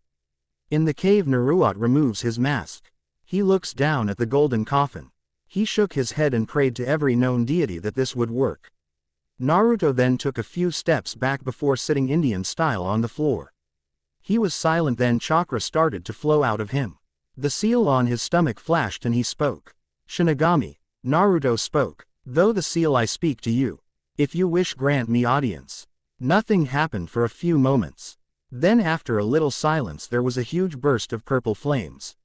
When it cleared, Naruto nearly had a heart attack at the sight of the figure before him. The figure was a woman in black robes. The robes easily showed off her hourglass figure. She had long pale white hair. He couldn't see her face due to the fact that she wore a skull mask that covered her face. Isn't this a shock? The woman said. You're the Shinigami? Naruto asked. The woman giggled and reached for her mask. She removed it to reveal a pale face with purple eyes and a pair of blood-red lips. Naruto blushed as he saw the woman's face. She giggled at the sight of the look on the blonde's face. She walked over, swaying her hips, and bent over, looking him in the eyes with a flirtatious smile. See something you like, big boy? She asked. Naruto was launched back by a nosebleed of epic proportions. He crashed into the back of the cave wall he was hiding out in. Shinigami giggled at the boy's reaction. About an hour later, Naruto was drowsy as he woke up. Are you all right? The blonde looked up to see his head was resting in the Shinigami's lap. The blonde boy blushed again and then got up and stood up. I'm sorry for staring. Naruto apologized. It's just that I wasn't expecting you to be, well, a woman. The woman asked, gaining an angered look. Listen kid, if you think that you misunderstand, Naruto said. I expecting a vicious monstrous thing, not a beautiful woman. Shinigami giggled again before looking at him with a seductive smirk. So why did you call me?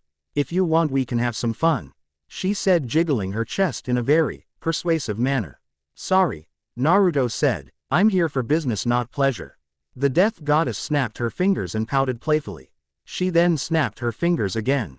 This time there was a flash of purple flames. When it cleared it showed a small table with a teapot and a few cups. There were also a few slices of lemon, some sugar cubes and a few spoons. There were 2 more flashes and 2 chairs appeared. She motioned for Naruto to sit and he did. So what is it you want to talk business about? The death goddess asked as she poured her in Naruto cup. Well, Naruto explained, I understand that you swallowed my father's soul after he fought the Kyuubi. I know this, Shinigami said as she squeezed some lemon into her cup. I would like to request that you release my father's soul, Naruto said. Well, Shinigami said, I don't know if I can. I will need some compensation for this. I can offer you a few souls in return, Naruto said sipping his drink. Really? The woman asked, whose soul will I be taking? The soul of Orochimaru and the Akatsuki members, the blonde answered setting down his empty cup. A very tempting offer, Shinigami said as her mouth started to water, suck.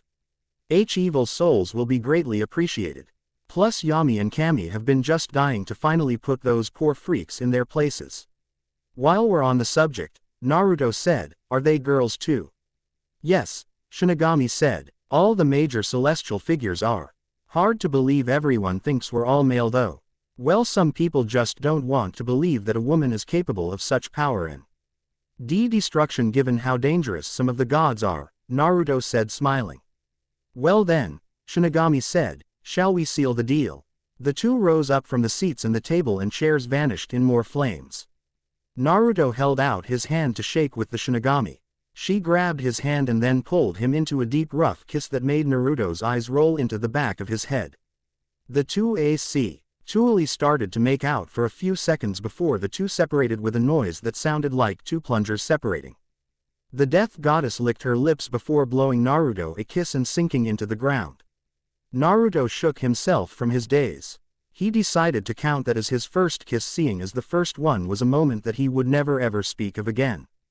Naruto was taken from his memories by the gold coffin next to him shaking and lid being thrown open.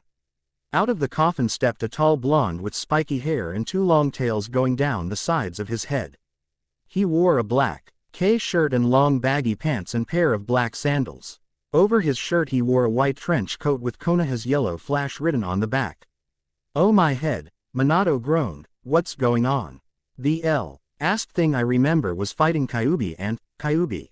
What's going on? Where am I? Easy big man, Naruto said kneeling beside his father. How long has it been? Minato asked. What year is it? 2011, Naruto answered. 2011, Minato asked, but I thought it was, oh my god. It's been 16 years. I've been gone from my son for 16 years. Easy now dad, Naruto said send a shock through his father. Minato then turned to what he thought was a clone of himself for a couple of seconds. Naruto. Minato gasped. Hey there Pop, Naruto said. The blonde was then crushed into a hug by his father. So Naruto, the Yondaime said. How have things been in the village? Naruto sat down on a rock and said, you're going to want to sit down for this one Pops. Minato sat down. Naruto told his father of his life and how he was treated. How he was shunned and how he was spat on by everyone. As he carried on, Minato slowly got angrier. He was livid when he heard about what his own student had done. He was however surprised and interested at what had happened to Naruto recently. Naruto, Minato said as his son finished, if I ever get my hands on my student or on any other Konoha ninja, their ass is mine. It's okay dad, Naruto said, I can understand you're angry, but we can't just storm down there and start blowing the place apart. You need to get your strength back. There was a silence between the 2 for a moment. So did you ever get to see the aliens other than that Galvin? Minato asked. No, Naruto said, not yet anyway. All I know is there are human-alien hybrids on Earth. It's probably how bloodlines came to be in the elemental countries anyway. Minato was about to say something when a small orb-like drone floated into the cave. The orb opened up and a hologram of Merlin appeared. Naruto. Merlin said, I received your message and construction is underway. I don't know why you would want to build it there of all places though. Believe me, Naruto said, "It works."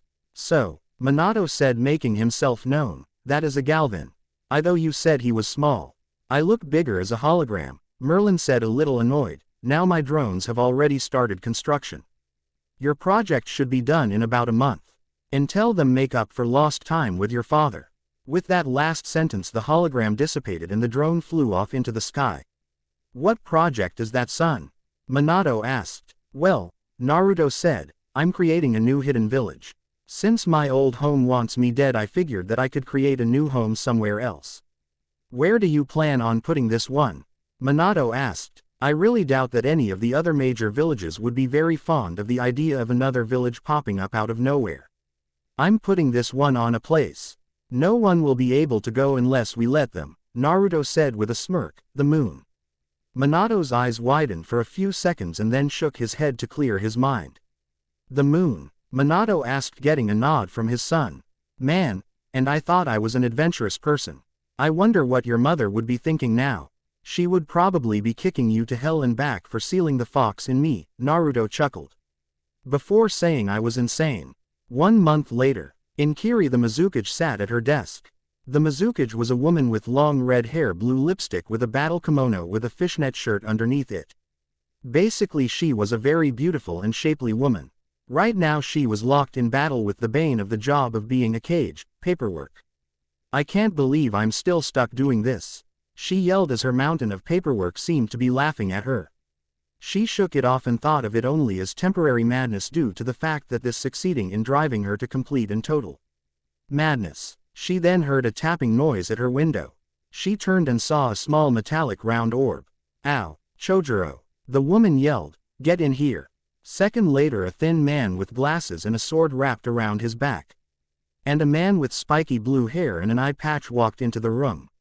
"What is it, Mizukage-sama?" the man with glasses, Chojuro, asked. Then they both noticed the orb at the window.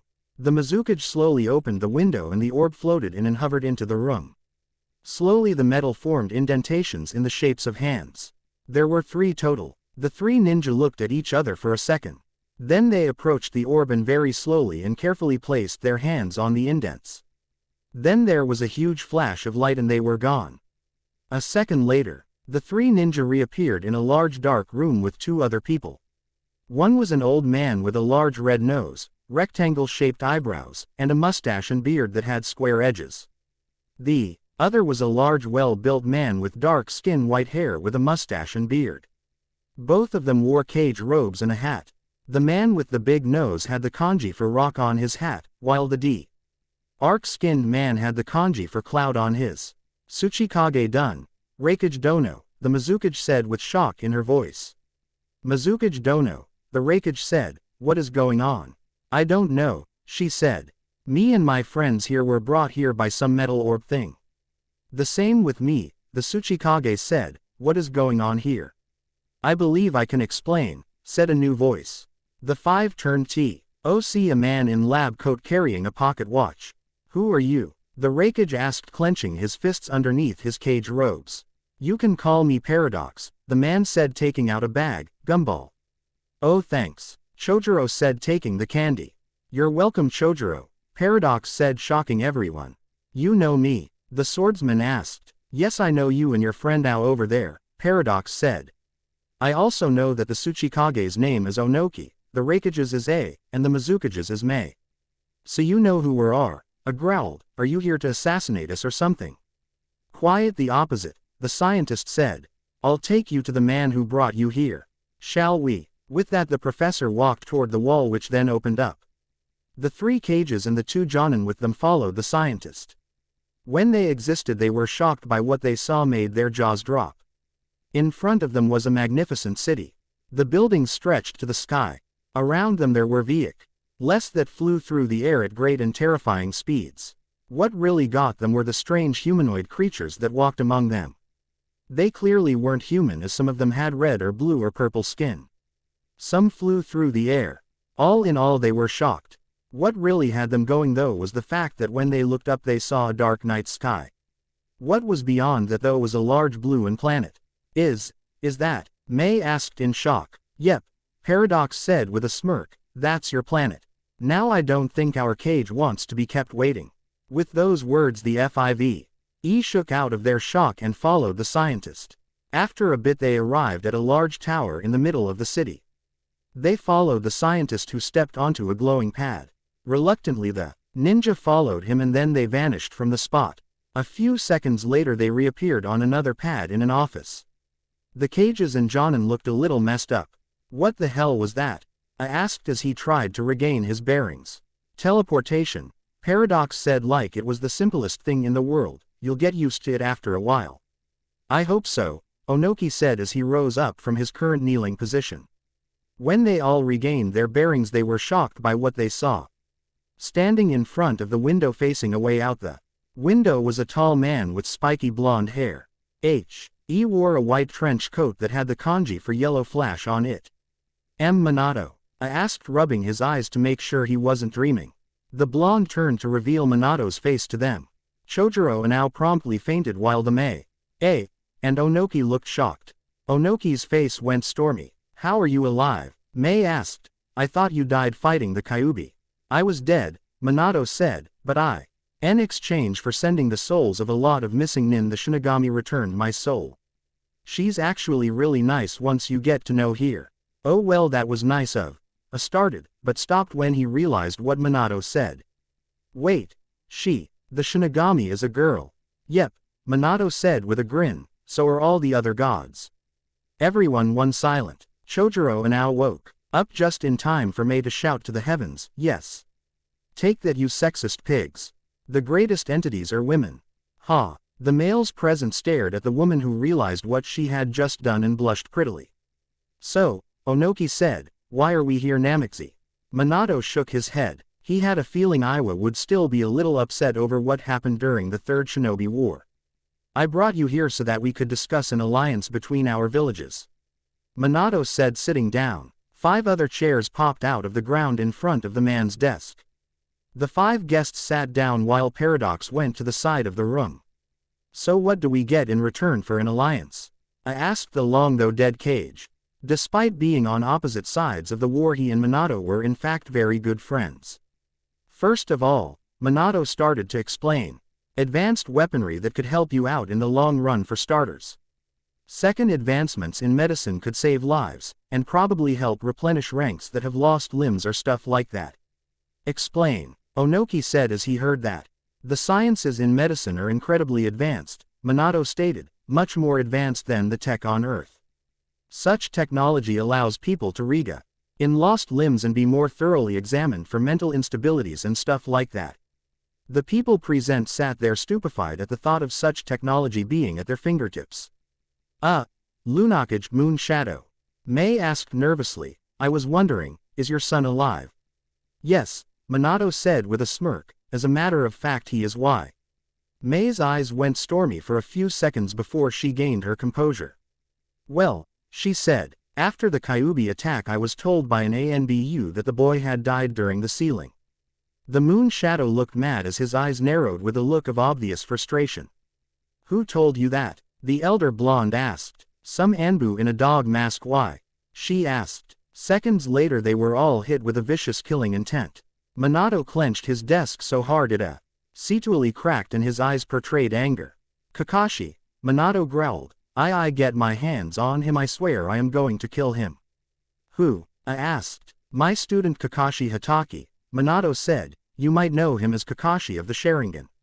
He was one of my students years ago. Apparently he didn't want you and him to be together since he and probably a lot of other people didn't want my son out of the village." "Why would they not want him out of the village?" Onoki asked the blonde, curious. "That's for something for him to tell you and not me," Minato said with a sad look in his eyes. "Can I go see him?" Mei asked. "Sure," Minato said. "Knowing him he's probably out in the training hall. My boy is strong and he keeps. Would we know him?" A asked. "His old friend." "Yes," Minato said as he got up and walked to the teleported pad. "I believe he's known as the Chimera." The 3 cages and 2 Jonin froze at the name. The Chimera had made himself known for killing high-ranked missing nin and destroying mercenary camps. Information regarding him was shady at best. He was about 6 foot in height, wearing black and green armor with a white trench coat that had the kanji for ultimate life form on the back in green. A helmet covered his face that was completely blank and covered the back of his head and draped down and wrapped around his neck. He was known to have 3 weapons. One was a katana that was able to use multiple elements, a glowing green sword that cut through the toughest of metals, and a large sword with a skull and a scorpion on it that seemed to poison people when it cut you. On top of that, he seemed to have incredible control over multiple elements and his chakra. He was one of the few people in the bingo book who had been given an S-rank status and a flea on-site order. Those who were dumb enough to ignore this were either never seen again or were found later with multiple injuries. He's the Chimera? Onoki asked in complete and total shock. Yep, Minato said with a proud smile on his face. The boy is 16 and he's already surpassed me. At least with this I don't have to worry about training him. He stepped on the teleported pad and waited for a minute, but no one came up. Are you guys coming or what? He asked, getting their attention. The Cages and John and all walked up and got on the pad. A second later there was a flash and they were gone. Paradox smiled to himself as he took out his pocket watch and vanished in a blur. At the training hall, Miento and the Cages appeared in a sudden flash of color. The 3 foreign Cages and 2J. Onin shook themselves as they tried to shake the sensations from their bodies. To be quite honest, none of them really knew if they were ever going to get used to that. I know, Minato said with a smile. It took me about a week to get used to that. I'm not entirely sure if I am.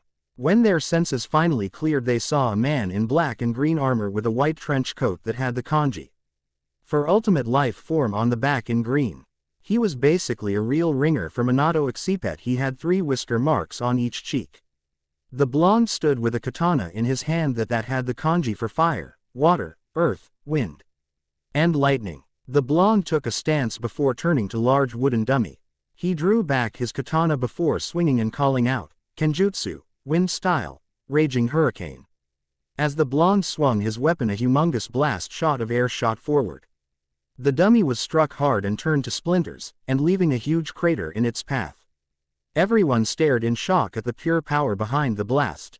Hey Naruto! Minato yelled, getting his son's attention. The blonde placed the katana on his upper arm and it was sealed into the seal underneath it. The blonde then made his way to the stunned group. Hey Dad, Naruto said with a smile. Who are the bodybuilder, the old guy, the swordsman, the bounty hunter, and the supermodel? In order it was the Raikage, the Tsuchikage, Chojuro, Ao, and Mei.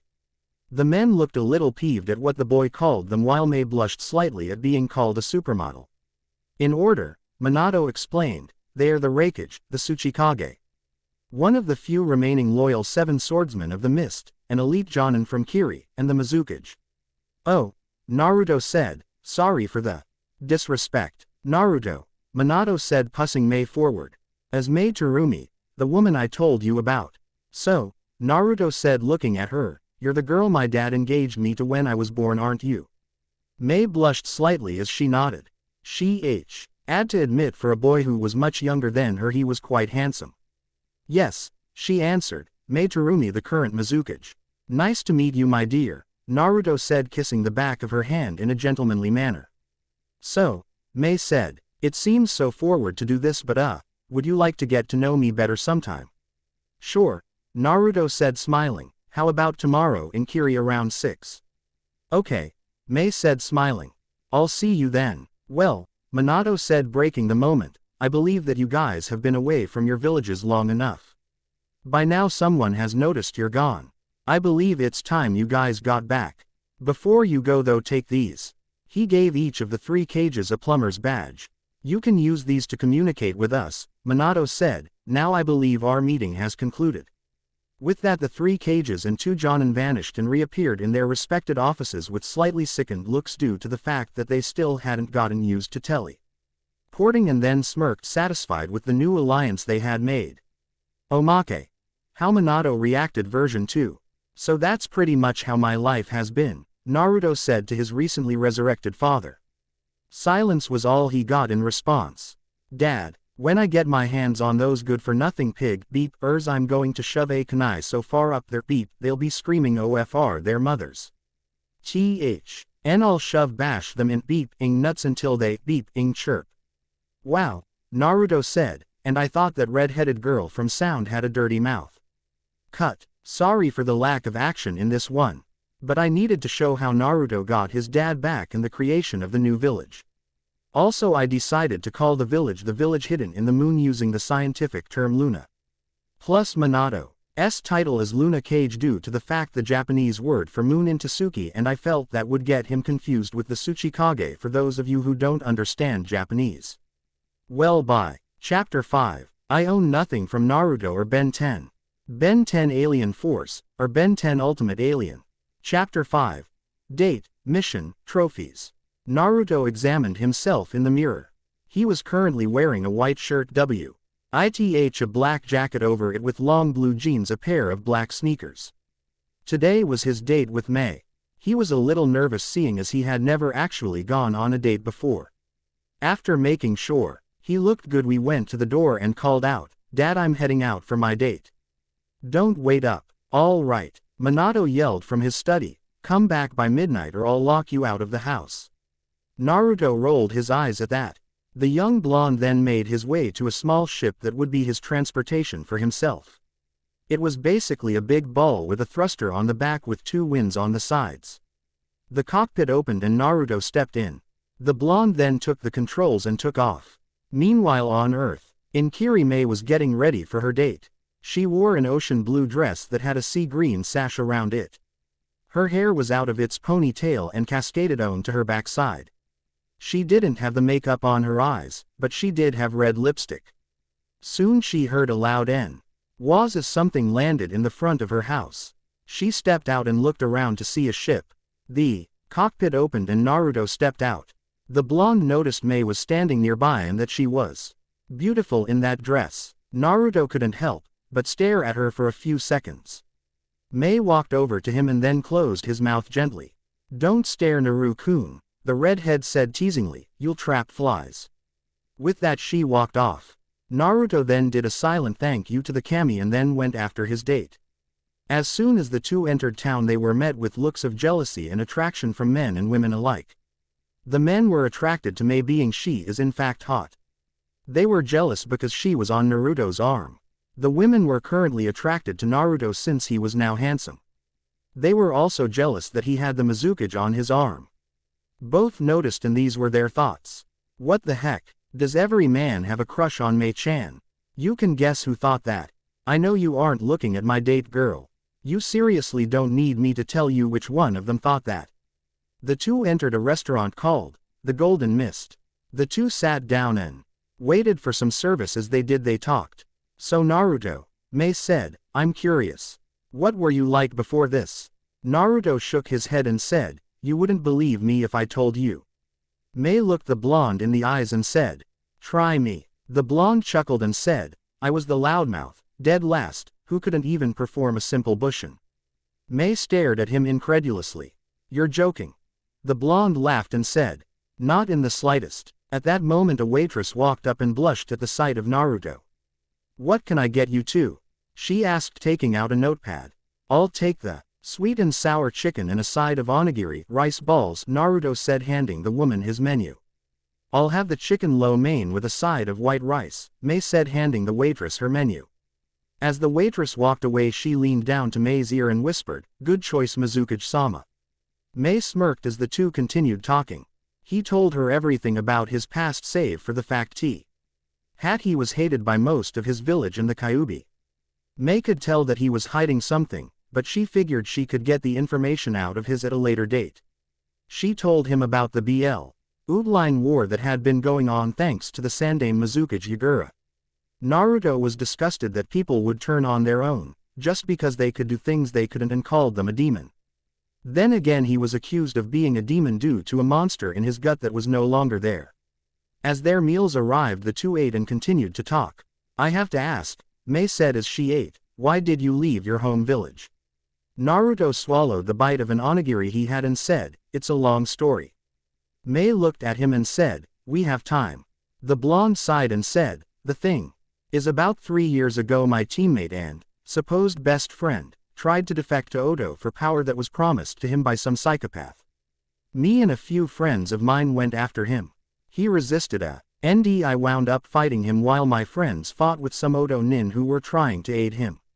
We all won, but me and my friends were all injured. May grimaced. Yikes. The blonde nodded and said, after my fight with my teammate I was taken in by my master, Merlin.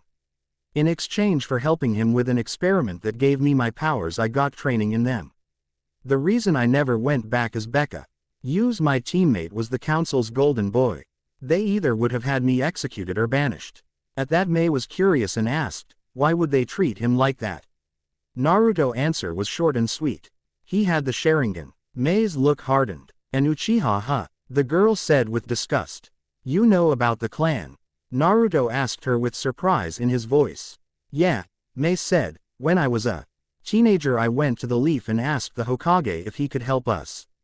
He said no because he didn't want to send his ninja into a war that wasn't their problem. Anyway, on my way out I was approached by some Uchiha who thought I would be worth a knight. He was either drunk or stupid since he never noticed my headband. I believe he said, hey baby, why don't we head back to my place for some fun? He actually thought he had a chance. Naruto rolled his eyes. That guy must have been stupid. May continued, anyway I said no and he flashes his Sharingan saying that I would be his pet soon. Good I was fast back then because I drove the kunai into his eyes and then using a lava jutsu burned his crotch. I'm at a point then to the guys there and in my village that I am no one's plaything. Naruto nodded understanding that. I hear you, Naruto said, due to some people in my village I can see why you wouldn't be taken seriously as a ninja. Most girl in the academy were just trying to get in the Uchiha's pants. As the conversation concluded the two finished their meals, with Naruto paying, and the two heading off content. The two then went to a club and proceeded to dance the night away. During their dancing eyes were on them from the male and female patrons to workers. While they sat down to rest one of the female patrons walked up to Naruto. She was blonde, pretty well developed, and had sparkling blue eyes.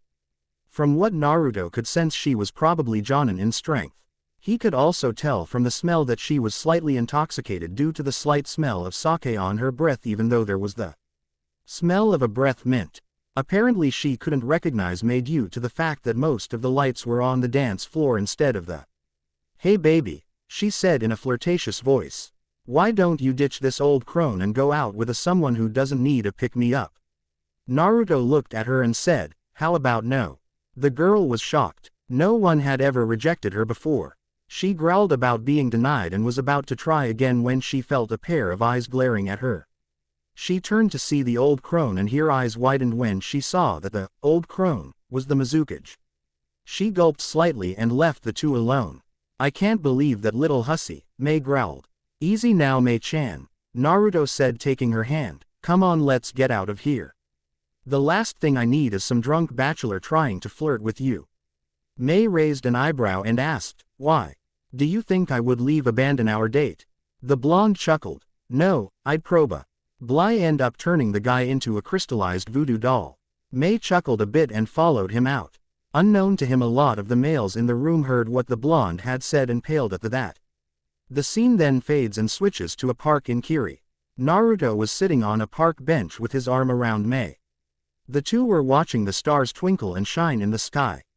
May snuggled into Naruto's chest and said, I've got to admit this is one of my better dates Naru-kun. Naruto smiled. Good. This is the first time I've ever gone on one. May's eyes snapped open as she looked at the blonde incredulously. Really? She asked. I thought you would have done this plenty of times. Naruto looked at her and said, most of the female populace in my former village were turned into Uchiha fangirls. I wasn't into older women then. And most of the girls who like me other than you are fangirls. May smiled as she shifted around and sat in Naruto's lap and said, too bad they missed out. May then leaned in and puckered her lips. Naruto nervously puckered up and leaned in to kiss her. The two were less than an inch apart.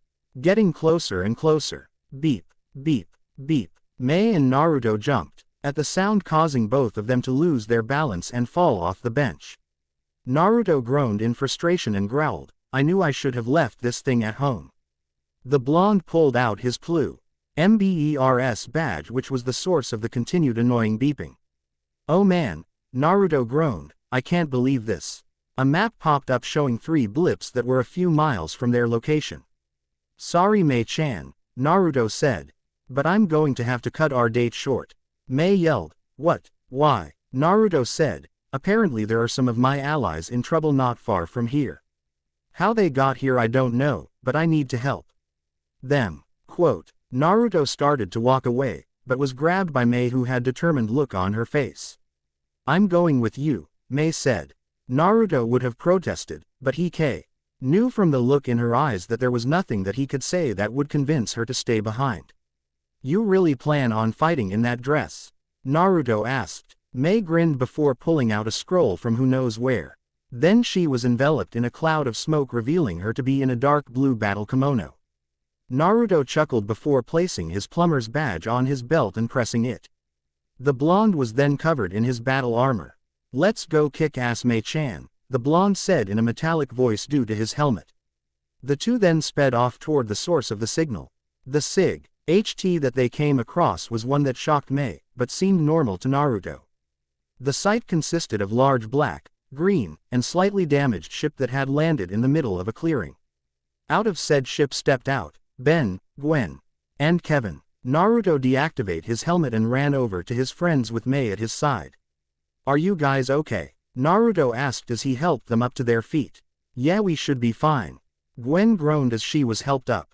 "Yeah," Kevin groaned, then he noticed and said, "So Naruto, who's the swimsuit model in way too much clothing?" Naruto sent a slight glare at Kevin and said, "Her name is Mei. And she happens to be my date." Mei looked at the Kevin and said, "And if you continue looking at me like that, young man, I'll melt your balls off."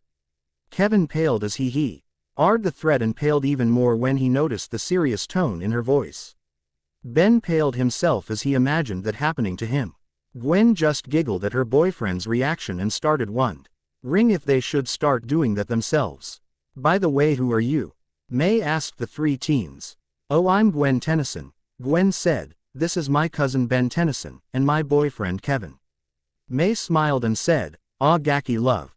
When's the wedding?" Kevin and Gwen blushed brightly before glancing at each other. Ben chuckled slightly as his cousin's and friend's misfortune. Naruto just chuckled at the look of embarrassment on their faces. It was at that moment that Naruto remembered something. "What are you guys doing here anyway?" the blonde asked his friends. "We were testing out some new stems Kevin installed on our jet when we were attacked. We noticed a signal from a plumber's badge and headed here," Gwen said. "Attacked? By who against who?" the blonde asked. His question was answered when there was a bright flash of lightning and 5 figures appeared out of the flash. There were 3 males and 2 females. The first guy had pale skin and had the body of a professional wrestler. If you could see the back of his head, he had what looked like a black and cracked fingernail. The second male was tall, slim, and pale as the first male. When he smiled, he showed his mouth was lacking a lot of teeth and his gums were slightly green. The first female was pale like the 2 men. Her hair was in multiple tails with black balls on the end. The second female had normal colored skin. She had long flowing silver hair, a pink suit that clung to her figure, and pink eyes. The last male was the oldest of the group. He had long black robes, pale skin, his face had black makeup on it to make his face look like a skull. In his hands was a staff that had an animal skull on top and a large gold ring in it. The blonde surveyed these people and said, "Who are these guys?" Ben got a serious look and said, "The big guy is Thumbskull, the thing one is Acid Breath, the girl with the red hair is Fright Wig, the girl with silver hair is Charmcaster, and the old guy is Hex." The blonde looked at the weirdos and said, "Enemies of yours?" Hex floated forward and said, "Yes, we are. Now I suggest you and the little woman step aside. This fight does not concern you." Naruto cracked his knuckles and said, "That's where you're wrong, Grandpa. You attack my friends, it becomes my business. Now I suggest you back off before you wind up throwing out a hip." Hex scowled at the young blonde while everybody else couldn't help but chuckle, or in the girl's case giggle. "I'm starting to like this guy," Charmcaster said with a smirk. Hex turned and glared at his niece before glaring at Naruto and shouting, If you wish to join our fight, then I'll take care of you first. The old man then pointed his staff at Naruto and fired a blast of energy. The blonde simply raised an arm. As the blast neared, the blonde threw out his arm. To the shock of everyone around him, the blast deflected off his arm and blasted a nearby tree. All of Ben's enemies stared with wide eyes and slack jaws until they composed themselves. "You're more powerful than you look, boy," Hex said, "but you are still no match for."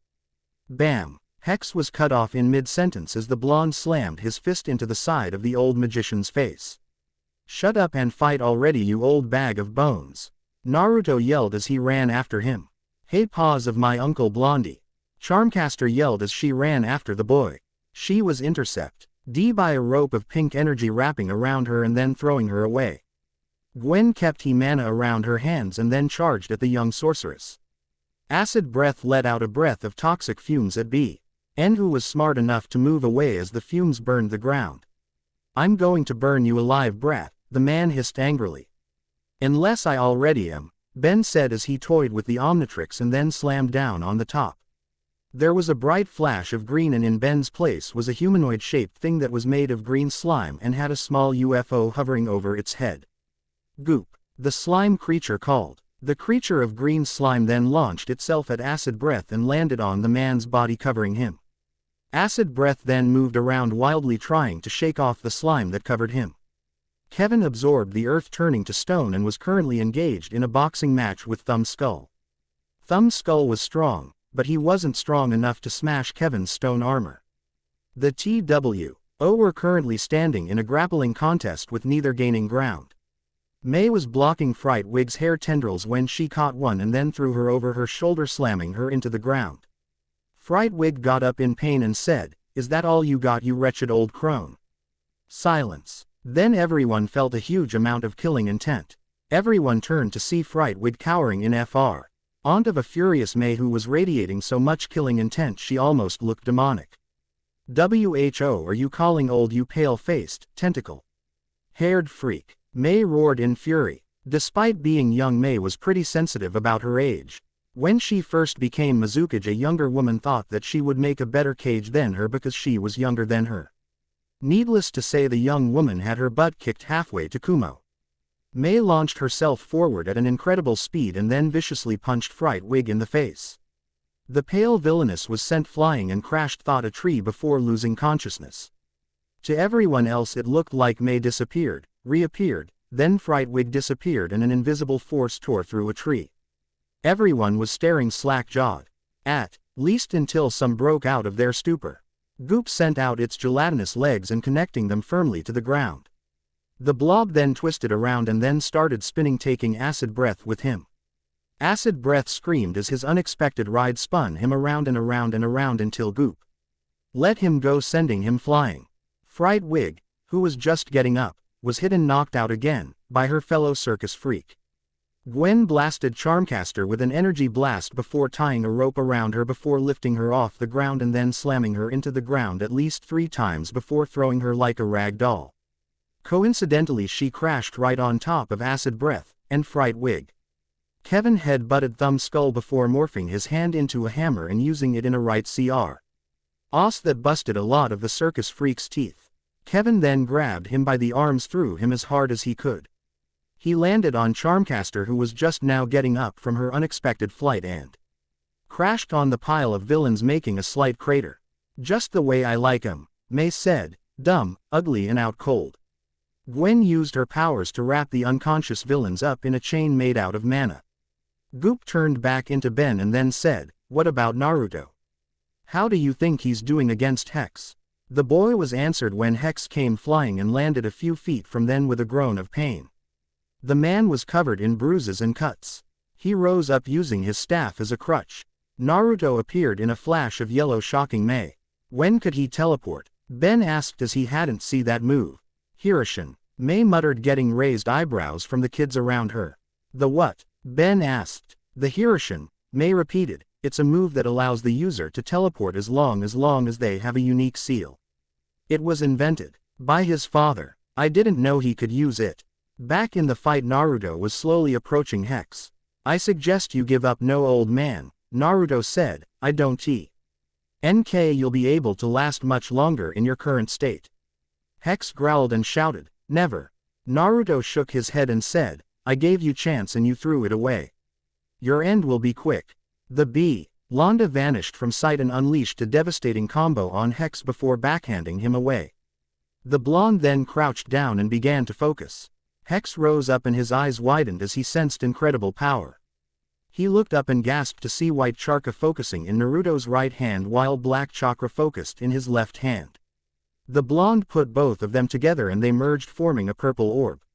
The blonde held the orb out in front of him as it started to glow red before unleashing and grabbing Hex by his robe and throwing him in the air before calling out, Ikebiko Amari. One-tailed menacing ball. A large blast of red chakra was fired from the blonde's hands and hit Hex. There was silence before there was an enormous explosion that shook the ground despite it being in their air. Naruto calmed down and looked at his friends and date. Kevin, Gwen, and Ben looked like they were going to try and dig up their jaws, which were currently so far down they were reaching the Earth's tectonic plates. May gave him a look that told him that he'd better explain or she would hurt him badly. What just happened? Ben asked. And why did you have to kill him? Naruto shook his head and said, this is the way our world works.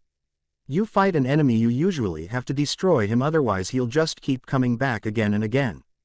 The next time he'll probably be stronger than ever, or target somebody close to you.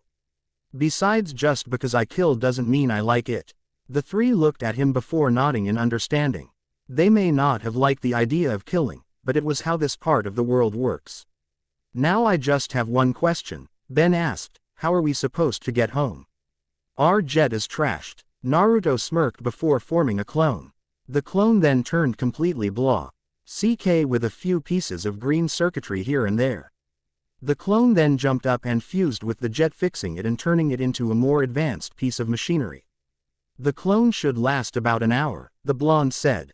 Now I suggest you get back home and fix this thing up. The three teens nodded before saying their goodbyes and getting on their ship. As they left, Naruto faced Mei, who had a serious look on her face. She had her arms crossed under her chest and she didn't look too happy. Naruto, the girl said, explain everything now. Naruto let out a slight groan and then turned to face his date. The blonde then explained that he had been the Jinchuriki of the Nine Tails, how he had been abducted and given power, how he was over 3,000 years old, and how he joined what was the equivalent of intergalactic Anbu. To say Mei was surprised was an understatement.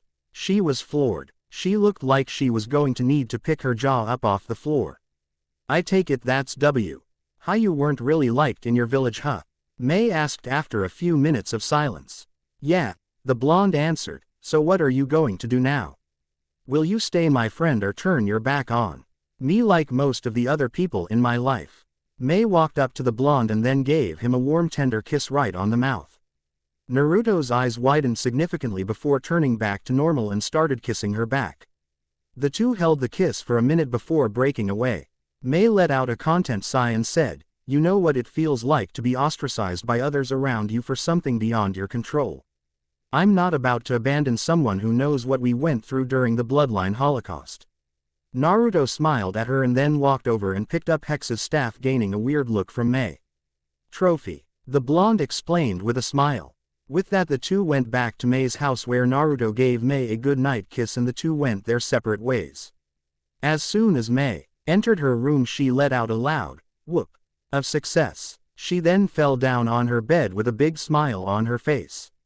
Back with Naruto, the blonde entered his home and was about to yell he was home. He noticed the time and figured his dad was probably asleep by now. The blonde stepped into the living room when the light came on, showing Minato sitting in an easy chair with an expectant look. Well, the man said, how did it go? Naruto shook his head and filled in his father in on all the details of the date. The man smiled and said, that's my boy. And I see you got another trophy. The blonde smiled and said, yeah. Well, I'm going to put this with the rest of them. You might want to get to bed, old man. The last thing we need is our Lunakage dead tired from waiting for his son to get back from his date. The older blonde yawned and then sat down and promptly fell asleep in the chair. Naruto shook his head and then grabbed a blanket, set it over his father. The blonde entered the basement. Inside were multiple glass tubes that had objects floating in them. The first one contained a large sword that was covered in large metal spikes. The second contained a large red three-bladed scythe. The third had 5 masks of different colors in it. The fourth had what looked like a pouch and a small biotic eye. The fifth was larger and was filled with different puppets, each one holding out poisoned blades. The sixth held what looked like a body in black and white body with what looked like a Venus flytrap around his head. The seventh had a clay head. In its eyes were a pie R of fully matured eternal Sharingan eyes. Below it was an orange spiral mask with one hole in the front. The eighth held a long sword with a silver blade, bandages wrapped around the handle, a brown hilt with a blue crystal in it. The ninth held multiple coffins. A lot of them looked fancy and some looked like they were thrown together in a hurry. The blonde smirked as he saw his trophies before going over to the console and opening up a new one. The blonde walked over and put Hex's staff in a tube that came out of the ground. The blonde then walked upstairs before turning off the light. Then he went up to his room and went to bed. Cut. Okay, so Naruto has trophies. For those of you who don't know, this is them in order: Kisame Hoshigaki, Hidan, Kakuzu, Deidara, Sasori, Zetsu, Madara, Tobi, Orochimaru, and Kabuto. The sword was Kusangi, Orochimaru's sword, and the coffins came from Kabuto trying the impure world resurrection. Also, as to why there isn't something from Itachi, Pain, and Conan in there, that will be seen and explained in the next chapter. See you later, folks. Chapter 6. I own nothing from Naruto or Ben 10, Ben 10 Alien Force, or Ben 10 Ultimate Alien. Chapter 6. Plans set in motion. Minato was sitting in his office. Naruto sat across from him. The two of them both looked as if they were in deep thought. So what are we going to do about this? Minato asked. The Chunin exams are in a few weeks. Naruto rubbed his chin and said, we could bring in the plumber's kids and use them to compete. We can send suggestions to the daimyos to have the exams here instead of one of the other villages. Minato crossed his arms and asked, why do you want to do that? Naruto grinned slightly and said, I want to air the finals. More than likely Sasuke's ego will get the better of him. He'll probably challenge the Chimera to get more power. Plus, let's face it, we need to get more humans up here. I'm not really comfortable with the fact that we live right next door to a giant bug. Minato thought this over for a minute. He knew that Konoha would pay for its crimes one way or another, he just had to find a way to do so. Naruto, Minato asked, didn't you say that you had connections with some very powerful people a few weeks later in Kana? What do you mean they want to end the alliance with us? A civilian council member screamed.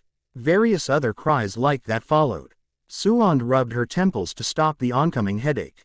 She had just received a letter from Suna saying that they wanted to end the alliance between the village. Somehow they got information about how Naruto was treated. With Gaara being the current Kazekage and a good friend of Naruto, let's just say his reaction was less than nice. The next blow came from Taki. Since they abused the IR hero and let an ungrateful brat take the credit for killing him, they were pretty upset. Though they weren't as hostile as the Suna, they cut all ties. Next came Wave. Taswan, whom Naruto helped, was currently mayor and broke all trade routes with Konoha.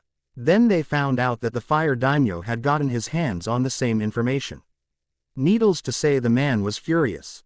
He cut the village's budget by 50% until further notice. Quite obviously, the civilian council was upset. The loss of their allies was causing their profits to go down and they were losing a lot of money. The clan heads just sat in silence. They had known that one day mistreating the Uzumaki would come back to haunt them all. Hokage-sama, you must do something about this, yelled another civilian council man. I can't, Suan said. My hands are tied. With the daimyo breathing down my neck, I can't do anything. This wouldn't have happened if you morons had fulfilled the Yondaimi's dying wish. Hokage-sama, Homura said. There has to be some way to get everything turned back to normal. Suan shook her head and said, we can't.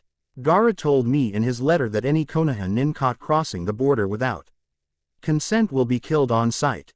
The same said with Taki. The letter from Wave said that they would have Kiri nin ready to fight us. The council members hung their heads. The shinobi clans were all thinking, I knew this would come back to haunt us somehow. with an added, troublesome, by Shikaku Nara. The civilian council was currently thinking, this is all that damn demon's fault. Just as the council was about to continue, there came a tapping at the window. Everyone turned to see a large orb tapping against the window. Inoichi Yamanaka rose up from his chair, with a kunai drawn, and walked up to the window. He slowly opened it. The orb flew in and hovered in front of the Hokage's desk. The orb opened up to reveal a projector which roared to life. The machine projected the image of a man in robes. The man stood tall with a hat on his head that had the kanji for moon on it. "Hello," the hologram said to the shocked council. "Who are you supposed to be?" Homura asked the hologram. The man turned his head to the advisor and said, "You may call me the Lunakage." "Moon Shadow?" Suand asked. "You're a Kage?" The hologram nodded and said, "Yes. Now let's cut to the chase. As you all know, the Chunin exams begin in 6 months. Just recently I have sent requests to the daimyos to have the exams in my village this year. To my surprise they have accepted." "What?" Kaharu yelled. "It was supposed to be our turn this year." The hologram turned to her and said, "Obviously they don't care. You really shouldn't take on forces that can easily kill you. Now then, I sent T's message to tell you this and to ask for the clan heads to come as well." "Troublesome," Shikaku Nara muttered. "Why do you want us to come?" The hologram looked at the pineapple-haired man and said, "I think it would be better if you saw the fight with your own eyes. Plus let's face it, your wife will probably kill you if you didn't go." Shikaku shot up said, "How do you know about that?" The hologram answered, "It's not that hard. From the bored tone I guessed you were a Nara. From what I hear, the Nara women are quite vicious when they don't get their way." Shikaku kept his eyes on the hologram and sat back down. The hologram then turned to the Hokage, with the help of the projector, and asked, "Do you accept these terms?" Suan thought for a minute. Despite the fact that their funds were down, she realized that they needed chance to show that the village wasn't weak. That and more than likely the civilian council would start complaining about it, and she didn't need that headache right now. "We accept." A few days later, Naruto exited his ship. The blonde looked around and then entered the large warehouse. As he entered, he found Ben, Kevin, Gwen and all the other plumbers' kids. There were, however, 2 new faces. The first of which was a girl with blue eyes and black hair that looked just like Gwen. The second was a blonde girl with green eyes.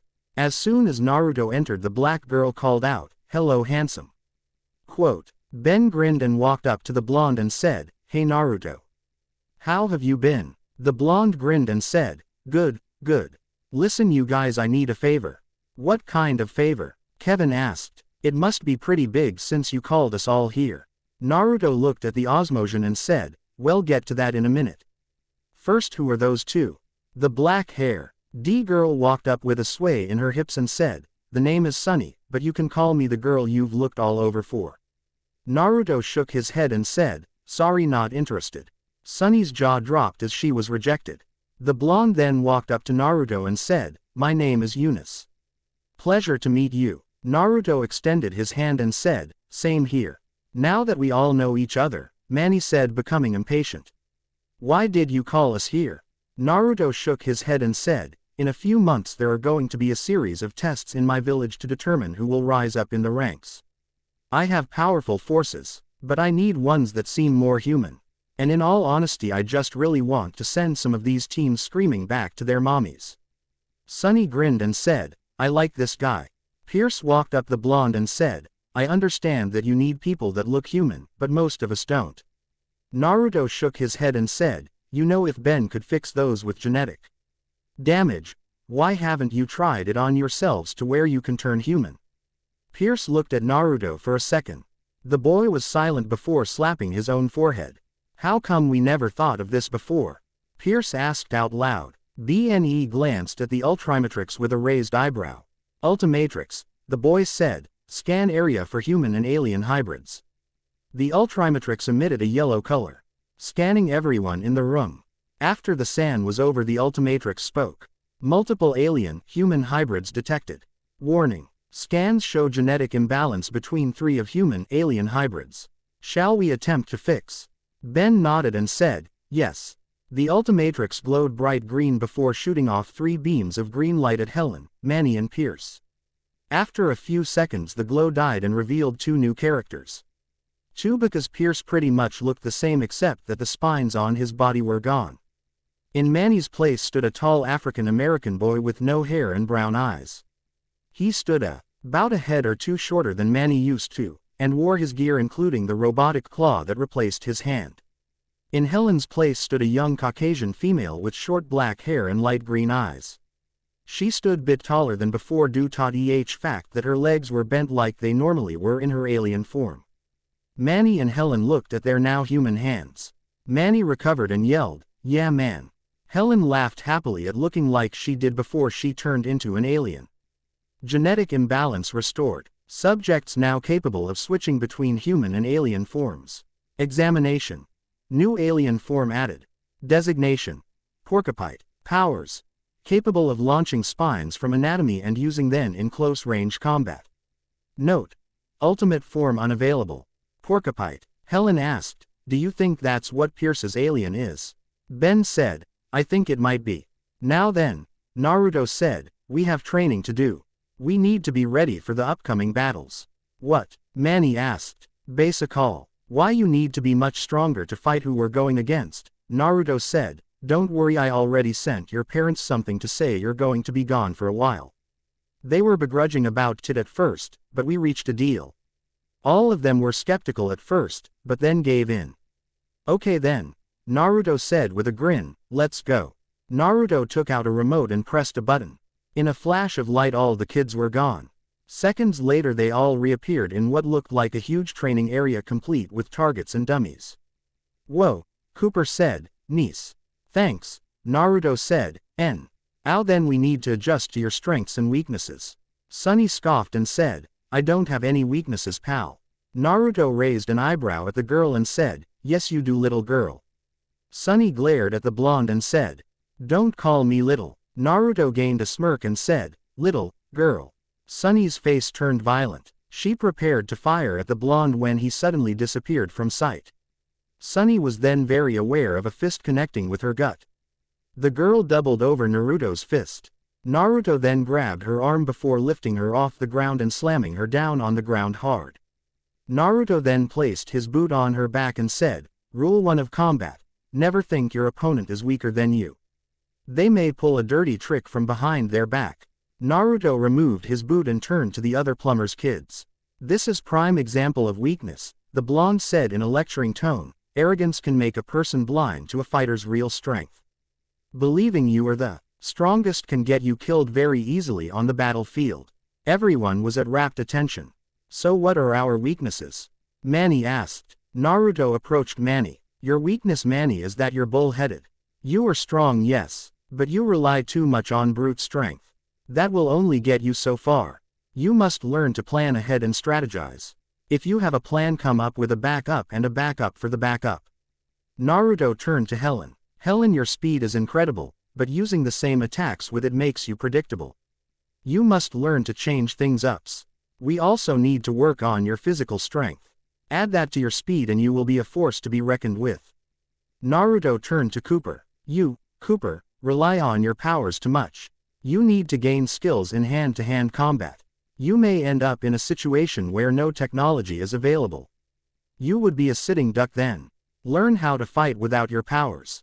Naruto faced Pierce. "You are a formidable fighter Pierce, but you get angry easily. You need to learn to control your temper. Other than that you're pretty good." Naruto faced Alan. "Carter you need to learn the full extent of your abilities. You are limited to only what you know. You need to fully learn to control your fire powers even in your human form." The blonde then faced Kevin. "You Kevin are a very well-rounded fighter. Unfortunately, like Pierce, you let your emotions get the best of you from time to time. Learn to hone them in, and you will find your strength greater than ever." Naruto faced Gwen. "Gwen you need to learn to go past your limitations. You are afraid to unlock your full power which is why you rely mostly your basic powers. You must not fear your own strength you must learn to embrace it. Then you will become more powerful than ever." Finally Naruto faced Ben. "Ben you rely on your ultimatrix for too much on the battlefield. When it runs out of power you are a walking target. You need to learn to fight without the ultimatrix.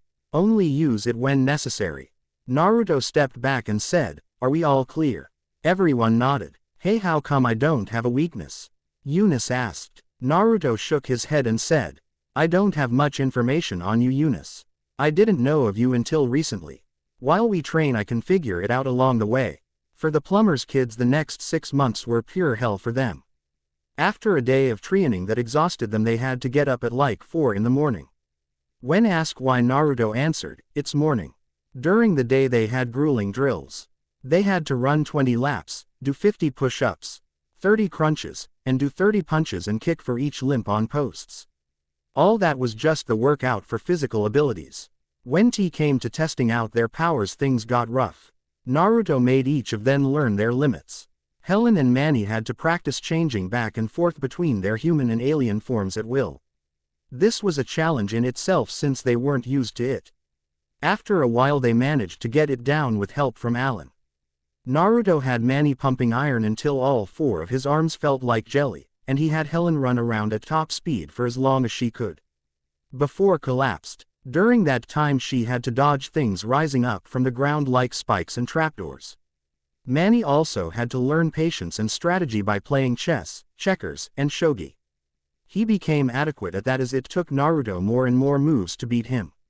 Naruto even replaced Manny's claw hand with a mechanical hand that had lasers in the fingertips and changed to 3-fingered form when Manny changed. Naruto had Sunny teach Gwen more about her powers. By the time all the training was done Gwen could transform into an anodite, but she could only hold the form for about 10 minutes or so. Kevin was learning to hone in his temper while fighting. During his training Naruto noticed that Kevin needed time to absorb a substance. A bad thing was that when he did sometimes the right element wasn't at hand. To fix this Naruto designed a special belt for him that had packs on it that contained different elements in it.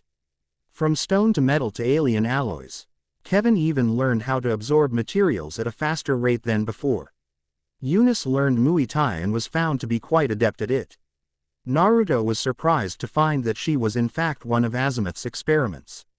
After finding she could absorb DNA and gain special abilities from certain animals Naruto gave her a special belt like Kevin's except the packets contained DNA from different animals and even an alien or two. Alan had to discover the limits of his power. He found himself flying instead of the usual meteor thing. After a lot of crashes he became very adept at it. He even discovered that he could generate intense heat and launch fireballs while still in his human form. Pierce learned to hone his skills and his anger. He found out that in his human form he could create spines on his hands and feet adding a little extra kick to his physical strikes. Cooper became adequate in physical combat. His strength was already on par with the human Manny. The boy found himself to be quite the accomplished boxer. However, so that he could still use his powers Naruto gave the boy a special staff. When Cooper focused he could turn it into a pair of swords, a scythe, and a spear all of which had high-frequency blades on them enabling them to cut through anything. Finally Ben found himself learning kung fu moves. With help from Gwen in that department the boy found himself to be very adept at the fighting style. So that Ben wouldn't be completely weaponless without the Ultimatrix in use he gave the boy a pair of laser pistols that proved very effective in rapid-fire succession since they didn't require ammunition. However, they did overheat when used too much. At the end of the 6 months, Naruto grinned as he stood in front of the plumbers. All of them instead of their normal clothes had on special suits. The suits were black with white on the chest, shoulders and on their upper legs. What was special about the suits was nanotechnology that gave the user special tools. The boots were capable of emitting special fields around them that allowed them to defy gravity. The nanotechnology also allowed the wearer to form a mask that covered their entire head with a white visor that didn't restrict their vision. The nanotechnology also allowed the suit to harden should the wearer be caught in a crossfire or has an explosive object thrown at them. The suit even came with a cloaking device to hide them from sight. Sadly they could still be sniffed out by a Ninken. The last feature was something Merlin had built recently. The little alien called it a leash. The leash allowed the user to pull an object or person towards them. At the same time the person was covered in the leash's energy causing them to slow down temporarily. The leash was also able to slam a ball NTO the ground sending out a wave into the air and suspends them, making them easy to take down. So do we all understand the plan? Naruto asked. We fight and we beat anyone we go against from your old village.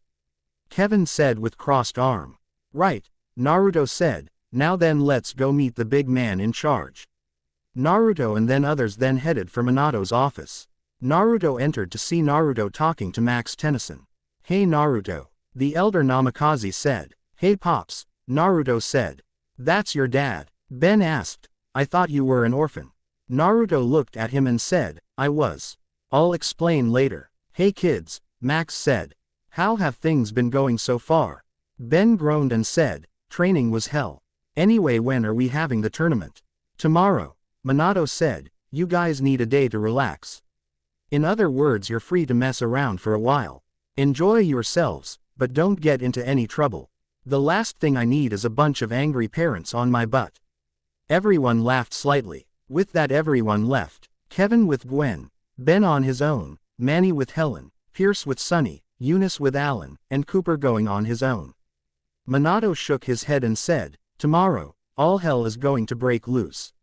Meanwhile in Konoha in an underground base, Danzo sat at a desk with Homura and Kaharu by his side. Across from them stood a very large figure.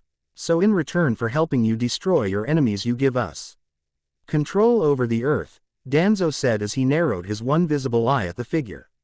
Yes, the figure said, but only upon evidence of my enemy's destruction. The figure stood up to his full height, towering above Danzo and the advisors. Do we have a deal? The creature asked. Yes we do, Danzo said as he held out his hand. The figure then reached out and shook Danzo's hand, nearly crushing it in the process. The creature then walked out, creating echoing footsteps as it exited the base. Soon, Homura said, this world will be ours. Kaharu and Danzo nodded with smirks of their own.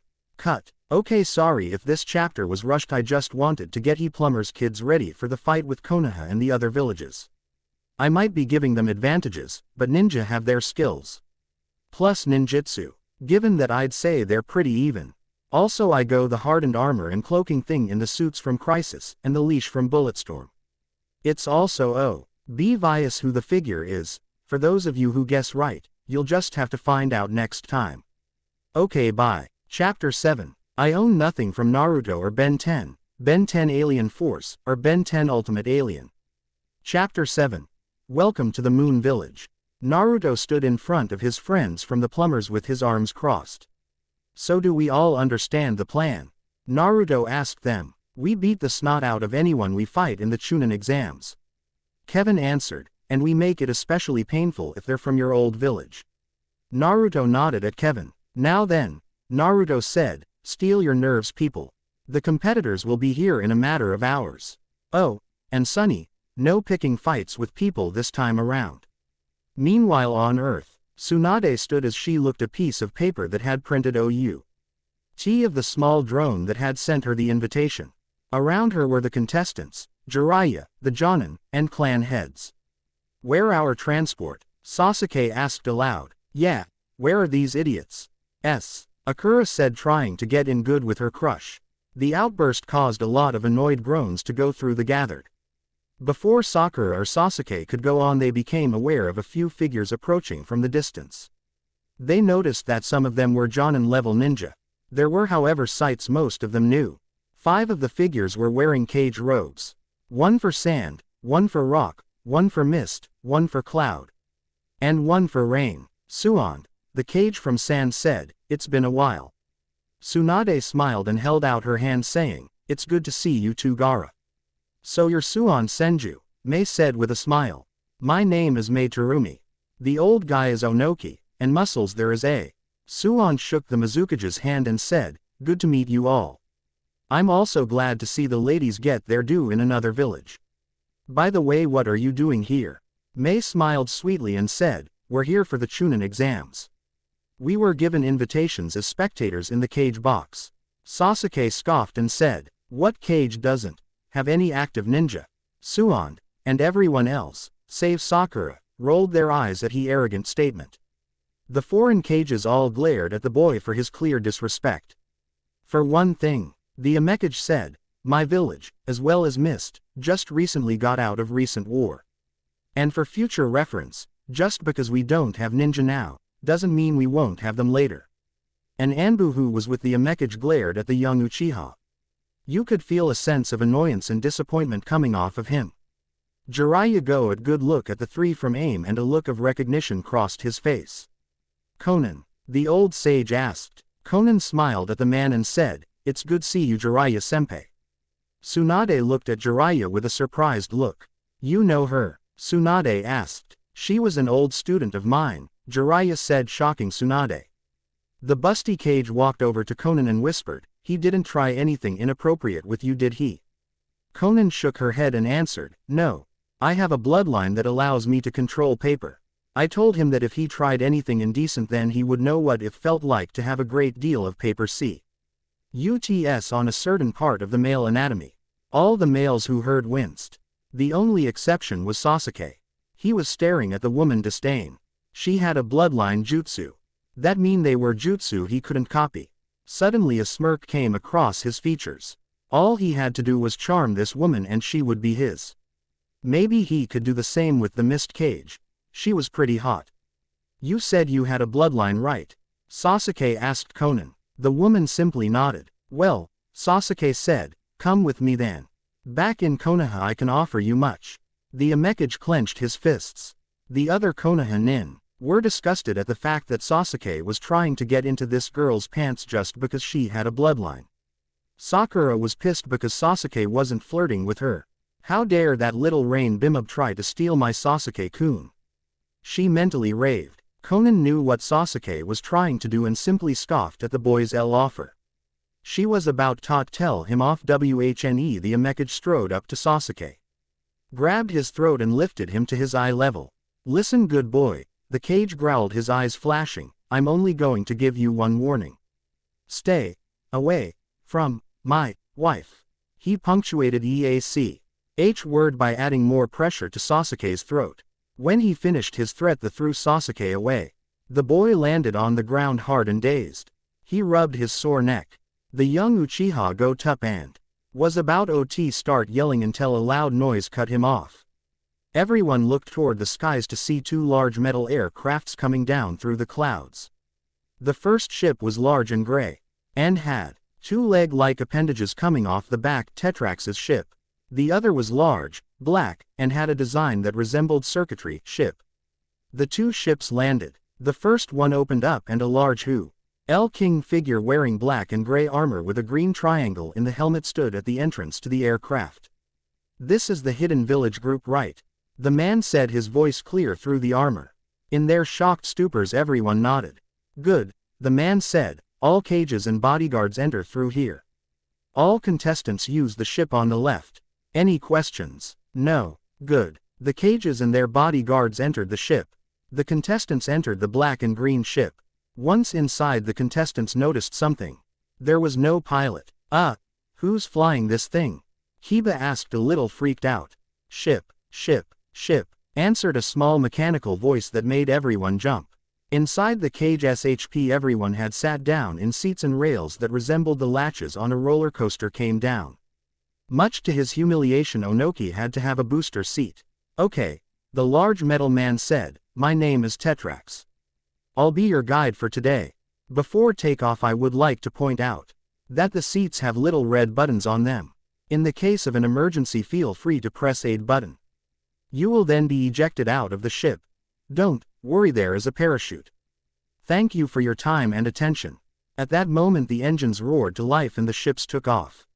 From their seats the cages and bodyguards screamed.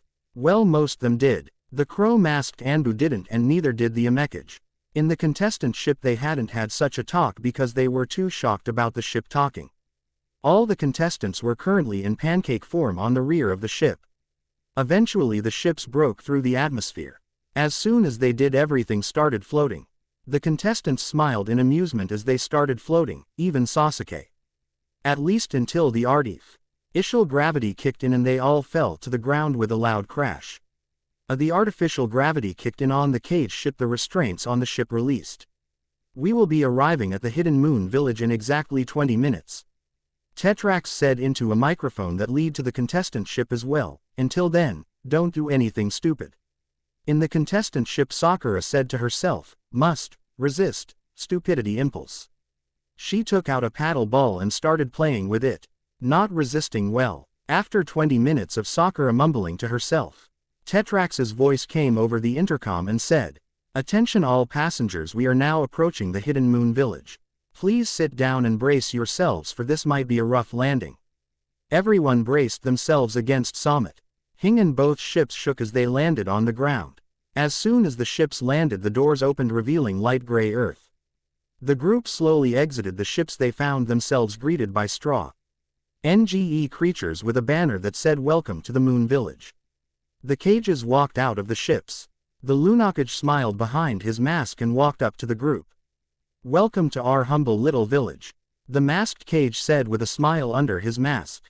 "Glad we were able to come," May said to the cage, shaking his hand. "Thanks for accepting my invitation," the Lunakage said, holding out his hand to shake Tsunade's. "Now then," the Lunakage said, "the Chunin exams here work differently here. Instead of 3 parts there will be 1 part. All contestants will compete in a tournament against the fighters from my village.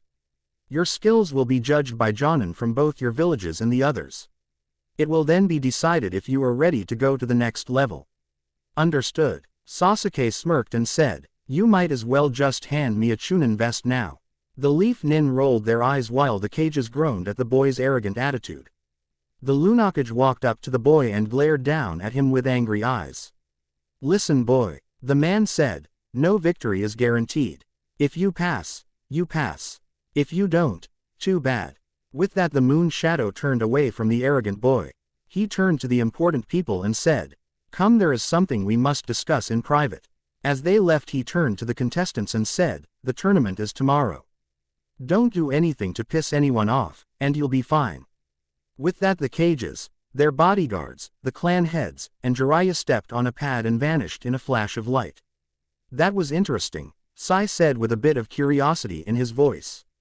In the Lunakage's office, there was a flash of light and everyone appeared in the Lunakage's office. "That was interesting," Shikaku Nara said as he tried to gain his bearings. "I think I lost my appetite," Chusa Akamaiki said. "Cool," Tsume Inazuka said with a smirk. "You get used to it," the Lunakage said with a smile behind his mask. "All right," Jiraiya said as the dizziness wore off. "I got to get this off my chest. You seem familiar to me." "I don't know Highway, but I think I've seen you somewhere before." The Lunakage sat at his desk and chuckled. "Oh, you don't remember me? I'm hurt. Ero Sennin." Jiraiya gasped and asked, "Naruto?" The cage shook his head and said, "Right family, wrong generation."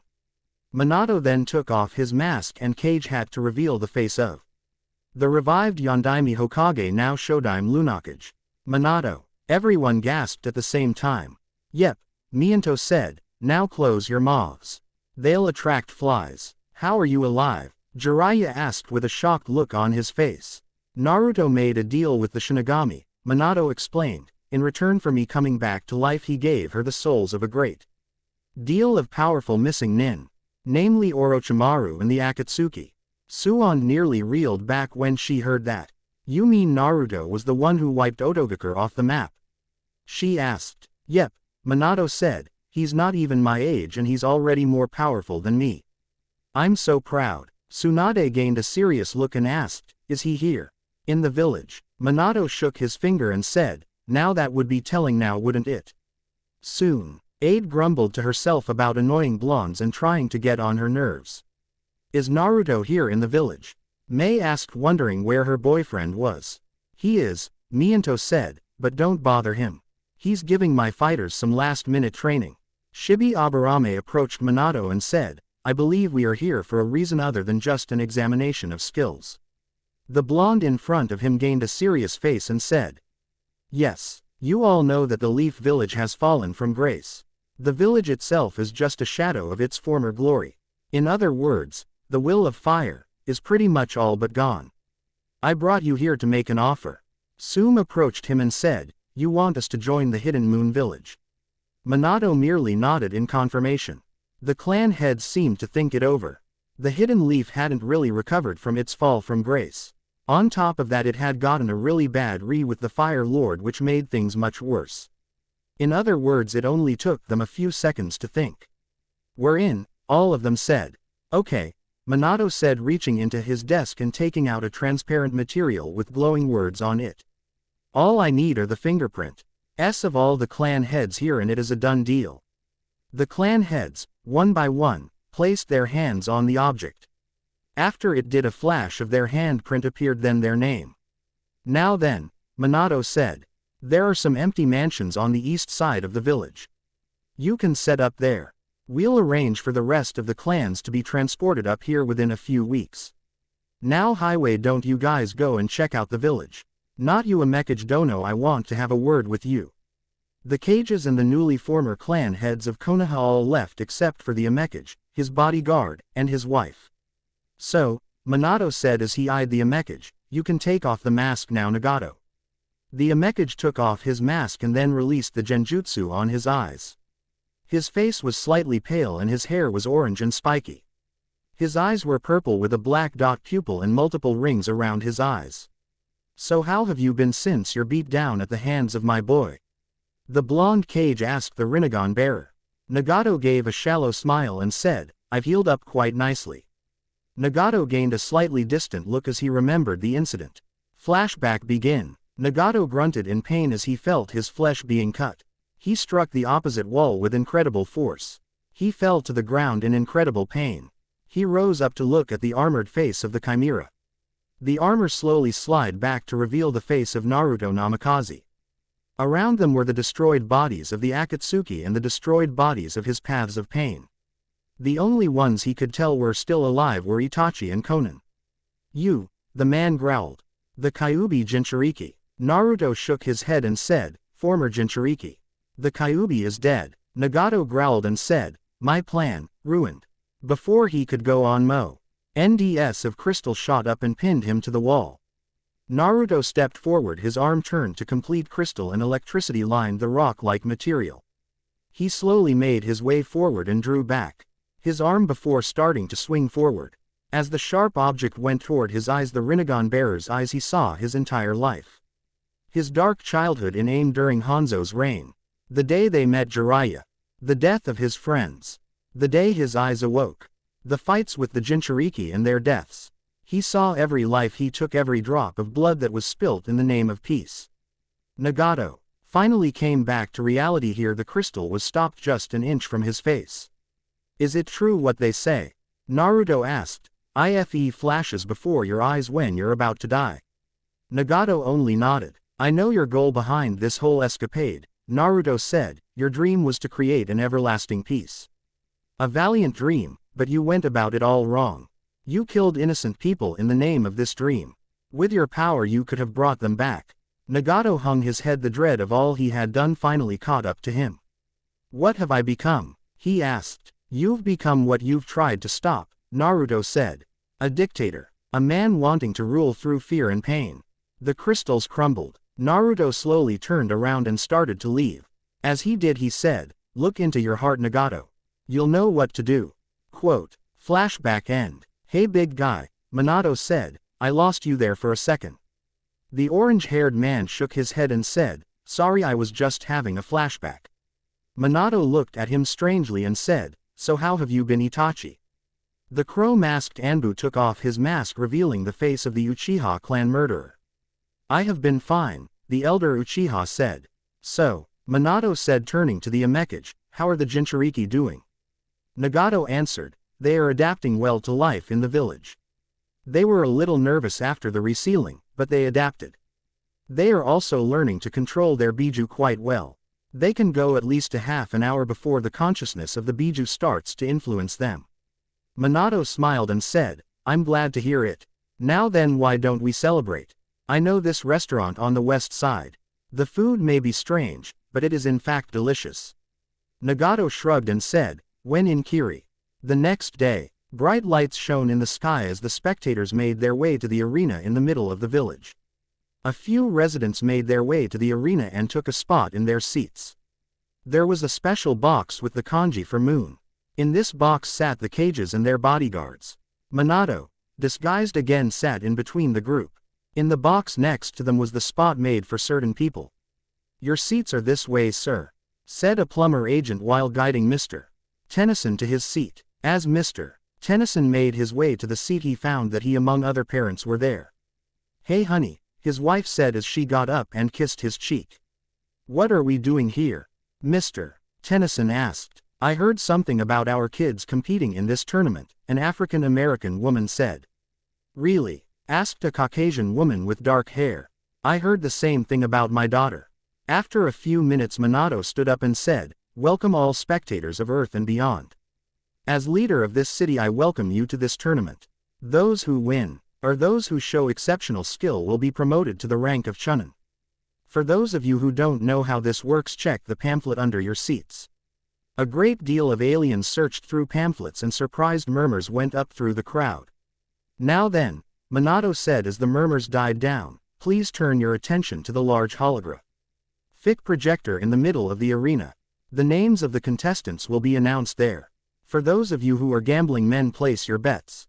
And for future reference, I will not be taking complaints about fights being rigged. Now then, let's get started with the first match." The holographic projector started randomly going through fighters from Konoha and Luna. It landed on one figure and a deep voice said, "Rock Lee." Lee smirked before he jumped down from the Konoha fighter's box and landed in the arena. The screen cycled through more fires until it landed on a picture of a Moon fighter. Tiny, the contestant from Moon, gave a slight laugh under his armor and jumped down from the fighter box into the arena. What made this one stick out was the fact that he had 4 gun holsters on his back. As the two landed, 2 large rings began to spin around the arena, forming a dome that was made to protect the bystanders should any attacks get out of hand. Holographic images started to rise up off the ground until what looked like a black arena with large pillars formed. Incredible, the Earthlings thought, except those who knew of this technology already. Lee was staring around him in awe until he heard the sound of Tiny cracking his knuckles. Tiny smirked under his mask and said, "You're going down, little man." Lee simply grinned, flashing his bright teeth, and said, "You talk big. Let's see how you back them up." With that, the 2 contestants charged at each other. Cut. Okay, the fights have begun with Manny, obviously, versus Rock Lee. Whose will is strong? Whose strength this greater? Who will come out of this insane grudge match? Chapter 8. I own nothing from Naruto or Ben 10, Ben 10 Alien Force, or Ben 10 Ultimate Alien. Chapter 8. Mortal Kombat. No wait. Ninja Alien Combat. Man, this is a lame title. Lee started off the battle by charging at Tiny. The muscular teen dodged to the right to avoid the powerful punch. Tiny then caught Lee's arm by the wrist, lifted him up off the ground and then slammed him down hard. Almost immediately Lee bounced back up and spun around on his hands, extending his legs, catching Tiny in the stomach, knocking him off balance. "Not bad for a little runt," Tiny growled. "But you'll have to do better than that to beat me." Tiny charged at Lee, who charged back at him. The two met, both unleashing vicious haymakers that connected with each other's faces. The crowd winced respectively at the sight of the blows landing. "Go Lee!" Guy yelled. "Show him your flames of youth." An alien who was near Guy looked at the man with a strange look on his face. "Is there something wrong with that guy?" he muttered. Kurenai, who heard the creature, answered, "The doctors still don't know. I'm betting he got dropped on his head when he was young, or something along those lines." Back in the fight, Lee and Tiny were exchanging blows. It wasn't a fight right now, it was more of a slugging match that you'd see in a boxing ring. After taking a particularly hard shot to the shoulder, Lee jumped back and started to unwrap the bandages around his arms. Tiny knew what that meant, as Naruto had briefed all of the Moon fighters on the tips that EY were about to use a very powerful move. Tiny smirked as he activated the cloaking feature on his suit. Lee's eyes got even wider than usual as he saw his opponent vanish, as did the Earth Ninja. Lee looked around to try and find his opponent. The boy was then doubled over by a strong shot to the stomach. The strike was followed by a punch to the face that knocked him to the ground. He was ifted up off the ground and thrown into one of the pillars. "Wow," said his African American woman up in the box, "that boy really knows how to fight. I don't know why, but I feel very proud of this." He He Lunakage turned to the woman and said, "You should, he's your boy." Lee snarled as he rose up from the ground. Being thrown into the pillar had kicked up some dust. He grinned as he saw the vague outline of his opponent. He charged forward and slammed his fist into Tiny's stomach, making him double over. Tiny faded into existence and was then bashed away by Lee's right foot. From the sidelines, Ben, in his armor, said, "Well, Lee's dead." 1010, who was standing near the man, asked, "What do you mean?" The man smirked under his mask and said, "'Cause now Tiny is mad." In arena, Tiny snarled angrily before rising up. "That's it, you jumpsuit-wearing weirdo," Tiny snarled. "I'm gonna beat you into the ground." Manny threw back his head and roared. To the shock of everyone of Earth, from the elemental nations to be precise, looked on in shock as Manny grew to about twice his normal size, and an extra pair of arms burst from his extended rib cage. The mask formed a second visor over his second pair of eyes. Tiny slammed all four of his fists together and said, "Come on, little man. Let's see what you got." Lee gulped slightly before he charged forward and tried to slam his fist into Tiny's stomach. Unfortunately, Tiny armor hardened a few seconds before impact. Add that to the Tetraman's natural armored skin and thick muscle structure, Lee wound up with a broken hand. Lee clutched his broken hand. Then he stared up in fear at the gargantuan brawler standing before him. Tiny cracked his knuckles before drawing back both his left arms and unleashing a pair of hook shots that knocked Lee off his feet and slammed him into a pillar and straight into the world of the unconscious. Winner. Tiny. People and aliens alike cheered as the fight ended. Tiny returned to his normal state, and crossed his arms. "Now on to round 2, the Lunakage said. The projector went through a few more cycles before landing on 2 names. Velocity. Shikamaru Nara. Shikamaru got into the arena to find himself facing against a woman. "Oh great," Shikamaru groaned, "I got to fight another girl. What a drag." Velocity. Helen, for those of you who can't figure it out, let out light snarl to herself as she heard that. The field flashed and then changed into a large grassy field. Ready, fight. Just as Shikamaru was about to go through hand signs for a jutsu, Helen tensed her legs and vanished. Ed from sight before reappearing and slamming a fist into Shikamaru's throat, making him stumble back, clutching his throat. The girl then unleashed a combo to certain spots on the boy's body, making him fall back with little to no feeling in his arms.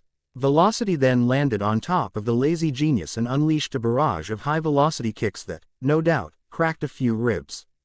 Shikamaru clutched his chest in pain before Velocity grabbed the boy by the throat before whirling around at a high speed and throwing the boy away, with him landing outside the ring. Winner. Velocity. The crowd cheered again. However, they were less than enthusiastic than they were about the last fight, since it was pretty much one-sided. Shikamaru was taken to the infirmary to take a look at his ribs to see if any had broken. "Well, that was a pretty dull match," Kevin muttered while watching. The others couldn't help but nod at that. "Well, what do you expect?" Ino asked. "Shikamaru has always been completely lazy. That's probably why he didn't even try to fight back." The projector went through more names before landing on 2 more names.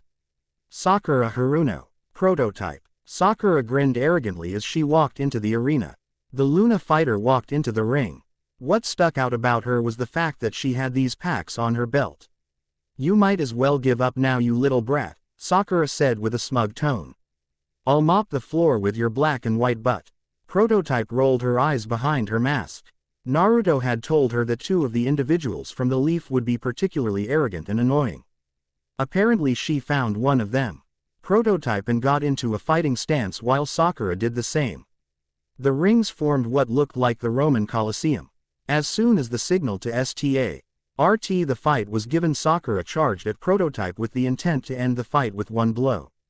The woman touched one of the packs on her belt and she flashed green for a second. Just as Sakura was about to slam her fist into the Luna Kunoichi's head when she simply jumped upwards just as the pink-haired girl's fist created a huge crater in the ground. As Luna came down, she unleashed a powerful heel kick to the pink-haired girl's large forehead, resounding in a loud crack.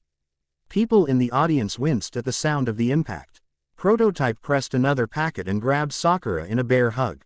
She then started to squeeze until Sakura was a dark blue color. The young woman then performed a wrestling move and slammed Sakura's forehead into the ground. As soon as Prototype let go, Sakura fell to the ground unconscious.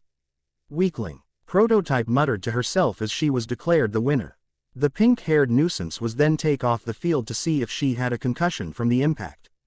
Though not very many people were holding their breath over the fact. The projector cycled through more names. Thorn, Choji Akamaiki. Choji cracked his knuckles while his opponent stood in front of him. There weren't any remarkable features about this one. As the fight began, Choji charged at his opponent. Thorn dodged to the side to avoid the meaty fist aimed at his head. He responded with a few well-aimed strikes to Choji's abdomen. The chubby boy took a few steps back before throwing out another fist that Thorn narrowly avoided. What the Luna Ninja didn't expect was a knee to the Satma HC followed by a right cross. Choji charged at his supposedly down opponent only to jump back when a series of large spines shot out of the fighter's back. Thorn spun on his heel and fired a bunch of spines from his hands. The chubby fighter found it hard to avoid all the spines because of his wide form. As a few made contact, Choji narrowed his eyes. Choji focused his chakra eye at his arm. Expansion Jutsu. Left arm. Choji's arm grew to an enormous size, shocking all the aliens present. Choji unleashed a vicious shot with the enlarged body part. Thorn hardened his armor, allowing him to withstand the impact, if only just barely. The boy then threw out a kick that knocked back Choji's arm and knocked him off the ground. The Luna Ninja then fired a leash of blue energy from his left hand that caught Choji and ripped him forward. A blue glow surrounded Choji and he seemed to slow down in mid-flight. Thorn took advantage of the moment and then charged. He grew of a few spines on his knuckles and started to beat down on Choji. After a few seconds, Choji was sent flying back and hit the ground with a loud crack. Choji reached into a small pack and took out a pill. He swallowed it and was still for a moment. The boy twitched a bit before his muscles bulged and a few veins popped. He threw back his head and let out a primal roar. Thorn backed up a bit before regaining his composure. He formed a few spikes on his hands before charging at the newly formed berserker. The pair met and fists flew. Their arms were moving so fast that the audience could actually see afterimages of their arms. Everyone could hear the sounds of impacts as the fight went on. After a few minutes of fighting, they backed off. Sadly for Thorn, he didn't harden his armor. What some people didn't know about porcupines, Thorn's race, was that their spines have a small poison in them. It isn't deadly, but if enough is injected into someone, it can cause them to lose consciousness. Sadly for Choji, he had enough. Thorn lost consciousness from the pain of the brawl, while Choji lost consciousness due to the poison in his system. Well, the Lunakage said as he two fighters collapsed, the fight is a draw. The two unconscious fighters were lifted off the ground by paramedics and taken away. Chusa left his seat to go see his son. Shukaku decided to do the same thing. One reason because say he wanted to see if his son was okay. The other one being that if his wife found out that he didn't, she would personally rip his arms off and shove her frying pan of doom up his butt. The projector cycled through a few more names. 1010 Higurashi. Cyber jumped up into the ring and cracked his knuckles and pulled out a staff. 1010 jumped into the arena and started twirling a kunai in her hand. The male approached her and held out his hand saying, "May the best fighter win." 1010 shook it and said, "I plan on." The arena changed into what looked like an armor. Axes, swords, spears, and other weapons were set up on racks. 1010 smirked, thinking that this was the ideal spot for her. Cyber cracked his knuckles. Fight. The pair immediately launched themselves at each other. Cyber throwing out a blow with his staff, 1010 ducked and swung around. She tried to nail him in the side with a kick, but before she could strike him, the armored boy swung his around and slammed his fist into the side of her jaw. The woman rolled backwards and caught herself before she suddenly ripped out a scroll and unsealed a katana. Cyber smirked under his mask before breaking his staff in two. The two poles shrank before a pair of narrow blades shot out and started to glow with a light hum. The pair charged at each other again. They stopped after a second and stood on the other side of each other. There was a brief silence before Cyber cried out. A small gash appeared across his chest. 1010 grinned before her sword suddenly went in half and it fell to the ground with a clatter. The woman stared down in shock at her sword. Suddenly a blue leash connected with her back and she was ripped from her spo and connected with a strong punch to the stomach, making her fall to the ground. The girl shot up from the ground and glared at Cyber, who was no doubt smirking behind his mask. The woman suddenly grabbed some of the weapons off the racks and threw them at the boy. The young man simply jumped away from the multiple weapons. After dodging a few dozen weapons, the visor on his mask flashed blue before the weapons flying at him suddenly stopped in midair. 10-10. Gasped in shock before the boy clapped his hands together, sending the weapons flying at the girl. The then reconnected his swords, forming the staff again. The charged and slammed his heel into 10-10's stomach, making her double over. 10-10 righted herself and delivered a sharp uppercut. Cyber stepped back before unleashing a kick that knocked 10-10 backwards a bit. 10-10 then got hit with a strike to the temple and became disoriented. As she tried to gather her bearings, she was hit in the face with a Cyber's staff. The girl fell backwards and then collapsed onto the ground out cold. Wyber then fell to his knees, breathing hard as he was declared the winner. The projector started running through names again. Ino Yamanaka, Sun. Sun stepped into the ring. She had a feel of complete and total confidence about her. Ino stepped into the ring and smirked at her enemy. She thought she had this in the bag. All she had to do was use her family jutsu and it would be the end of the fight. As the fight was started, Ino started to go through hand signs. Just as she finished, Sun appeared right in front of her before backhanding Ino, sending her flying into the wall. Ino was about to get up when Sun appeared above her in a flash of pink. The masked woman then unleashed a brutal beatdown. People gasped at how brutal this woman was. By the time a few aliens had ripped the woman from Ino. The platinum blonde had a broken nose, a busted lip, a few cracked teeth, and a few cuts on her face. People looked a little scared of her brutality, while one person scolded her with a look. Well then, the Lunakage said, due to some unexpected brutality we shall be taking a short intermission for about 20 minutes. You may take this time to make some new bets, use the bathroom, and etc. Be back in 20 minutes. With that, everyone went to do what the cage mentioned. The fighters from Konoha and Luna went to different areas.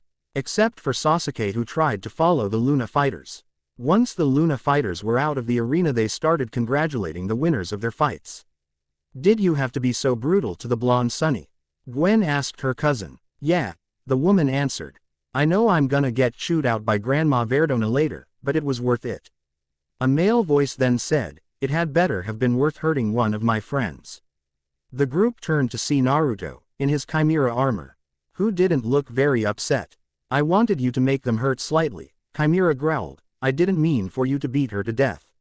When this is over, you, me, and your mother are going to have a long talk about how you behave, little girl. If Sunny didn't know that Naruto was so deadly, she would have made some smart remark.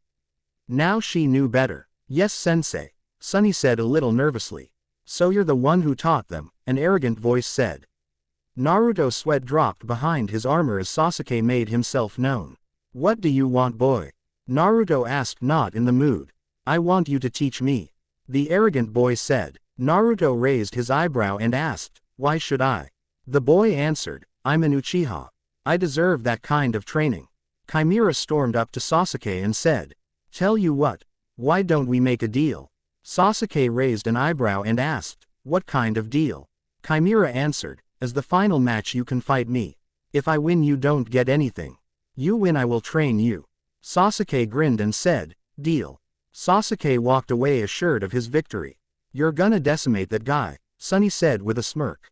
I intend to. The masked blonde responded, smirking behind his mask.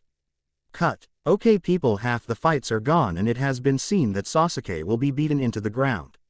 Let's face it, he is going to get beaten into a crater. I hope you look forward to seeing that. Okay, goodbye. Chapter 9. I own nothing from Naruto or Ben 10, Ben 10 Alien Force, or Ben 10 Ultimate Alien. Chapter 9. More battles and the fall of an arrogant emo fruitcake. Sasuke grinned arrogantly as he looked out at Chimera, who was talking with his students. What's with you, Uchiha? Kiba asked. Just looking forward to my upcoming fight, the young Uchiha said. After a few more minutes of waiting, the Lunakage spoke. Okay, on to the next match. The machine cycled through more names. Kiba Inuzuka, Osmosis. Osmosis got in the ring cracking his knuckles. Kiba got into the arena with his dog Akamaru. Big dog, Osmosis said, what do you feed those animals? Kiba shrugged and said, mostly the right stuff. Plus he was part wolf. That might have had something to do with it. Osmosis shrugged as the arena set itself to look like a canyon. Kiba launched himself at Osmosis, who dodged to the right to avoid the Kiba's claws. He then had to perform the limbo to avoid a mouth full of teeth courtesy of Akamaru. The older half-alien then unleashed a quick punch to Akamaru's nose, knocking him backwards slightly. As the large ninja dog stumbled, Kiba jumped up and tried to slam a fist into Osmosis' jaw. The man grabbed a pack on his belt and a layer of metal covered him. Kiba's fist impacted the metal and there was a loud crack. Kiba cried "Oh!" in pain and backed away, clutching his broken hand and bleeding knuckles. Osmosis drew back his arm and unleashed a powerful punch that knocked Kiba's jaw off the hinge and sent him flying into a rock. Akamaru roared, seeing his master fall, and charged at the Luna fighter. Unfortunately for him, Osmosis formed a large metal fist on his hand and threw out a powerful right hook that broke a few of He dog-wolf hybrid's teeth and knocked him off his feet and onto the ground. The animal tried to get up, but the Luna ninja's arms morphed again, forming large rings that wrapped around the dog's legs, immobilizing him. Winner. Osmosis. Osmosis let the dog go. The dog sent a look to the man before he picked up Kiba and walked away. Before long it was being led by medics to get itself checked out. Good thing that the Lunakage had sprung for a few veterinarians too. The machine cycled through some more names. Shino Aburame. Light Wave. Shino got into the arena along with a female fighter. You look like you try to understand everything that's been going on, Light Wave, Gwen said. I am trying to understand how you and your comrades have so many different powers. Shino admitted. Why? Oh, you wouldn't believe us even if we told you, Light Wave said, getting in a stance. The arena shifted to a normal-looking forest. Bugs immediately swarmed out of Shino's hands and attacked Light Wave. Young woman formed a shield of pink energy around her, deflecting the chakra-draining insects. The pink energy then launched forward and encased the swarm in a bubble. She must be related to that sun girl, Shino thought. He was cut out of his musings when Light Wave launched a pair of pink discs at him. The Aburame air dodged the disc, but wound up getting hit in the face when the young woman intercepted him and started unleashing a fury of attacks. The young Aburame had a weakness for taijutsu and didn't stand a chance in the up-close fight. Light Wave suddenly threw up a kick that knocked Shino upward before forming pink energy bonds and then slammed him onto the ground. Shino struggled against his bonds, but they were to no avail. He sighed in defeat before hanging his head. Winner. Light Wave. Roars from the crowd rose up. The arena turned back to normal and the pink bonds released Shino. The machine above them cycled through more names. Inferno. The boy got into the arena with his large fake smile. Inferno got up and stood across from him. Inferno said, you better put up a better fight than the rest of these punks. The emotionless boy nodded and said, I intend to. The arena turned into what looked like a cornfield. Sai whipped out his sketchpad and instantly formed a trio of large tigers from his pad. Whoa, Inferno said, that is pretty cool. I merely nodded before sending his tigers at the boy. Inferno's hands burst into flames before launching a volley of fireballs, obliterating the ink monsters. Sai rubbed his chin and said, interesting. Try this on for size. He pulled out his pad and a flock of birds burst outward from it. The swarm of birds flew down at Inferno, who dodged to the right. He had a good reason to, because the corn they went through was sliced to pieces. The flock performed a quick U-turn to come back again. Inferno slammed his fist onto the ground and a flaming rock burst from the ground. The Luna fighter rose up from the ground and flew up toward the flock of deadly ink animals. As they neared, he quickly burst into flames, turning into a humanoid creature made of lava rock and flames. The sudden heat wave eviscerated the birds. Sai was about to take out his pad again when a sudden heat wave made him lose his concentration. When the emotionless brunette was then knocked off his feet by a superheated punch that made him cry out in pain. The transformed Inferno fired another blast of flames from his hands that surrounded the remaining member of Team 7. The young boy lost consciousness due to the incredible heat around him. As soon as he was on the ground, the flames died and Inferno turned back to normal. Winner. Inferno. Cheers erupted from the crowd. In the stands, the Jonin were impressed. I have to say, whoever trained these kids trained them very well, Asuma said.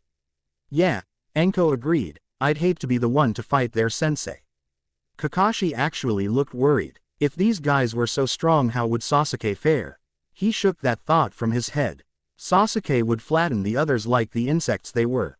As if they could actually sense his thoughts, the other Jonin groaned and sweat dropped.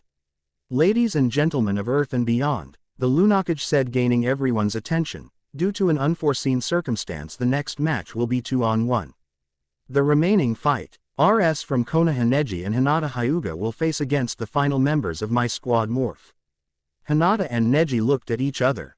On the Luna members' side, a boy with a green object on his wrist and a pair of guns on his waist looked a little bit nervous. Easy there, Ben, Naruto Chimera whispered, keep your eyes on both. Only use the Ultimatrix if you have to. Also don't hurt them too badly.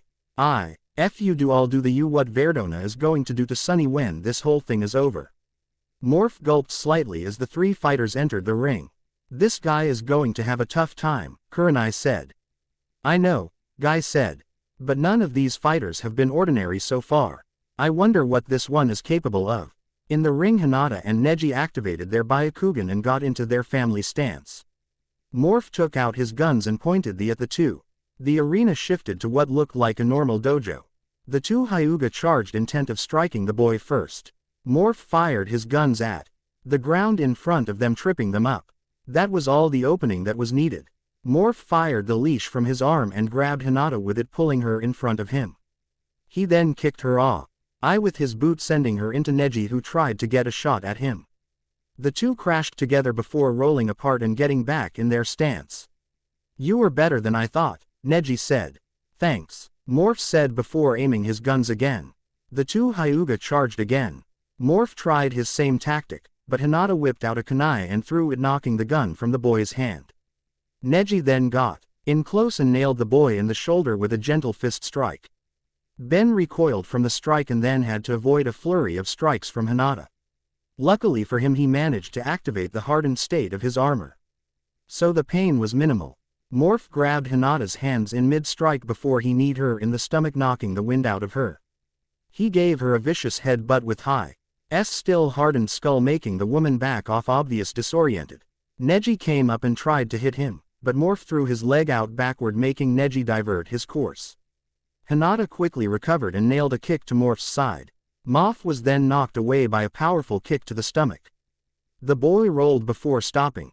He slowly rose up to see the pair going through hand signs. Hinata. Water style. Water bullet. Neji. Earth style. Earth bullet. The pair launched a ball of water and stone from their position at the prone figure. Morph reached for the dial on his wrist and turned it. The attacks hit, sending up a large cloud of smoke and debris. In the special people booth, Sum turned to Hiyashi and said, I thought you didn't want to use jutsu with your style. Hiyashi sighed and said, after Neji's defeat at the hands of Naruto, I realized how flawed the style was.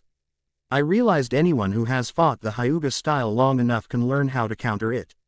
I managed to persuade the council to change the style and allow jutsu, but they are still too stubborn about the whole main house branch house thing. Down in the arena, Neji and Hinata looked at the spot where Morph had been. Their guard was up because they were expecting almost anything to happen. When the smoke cleared, it showed a large hole.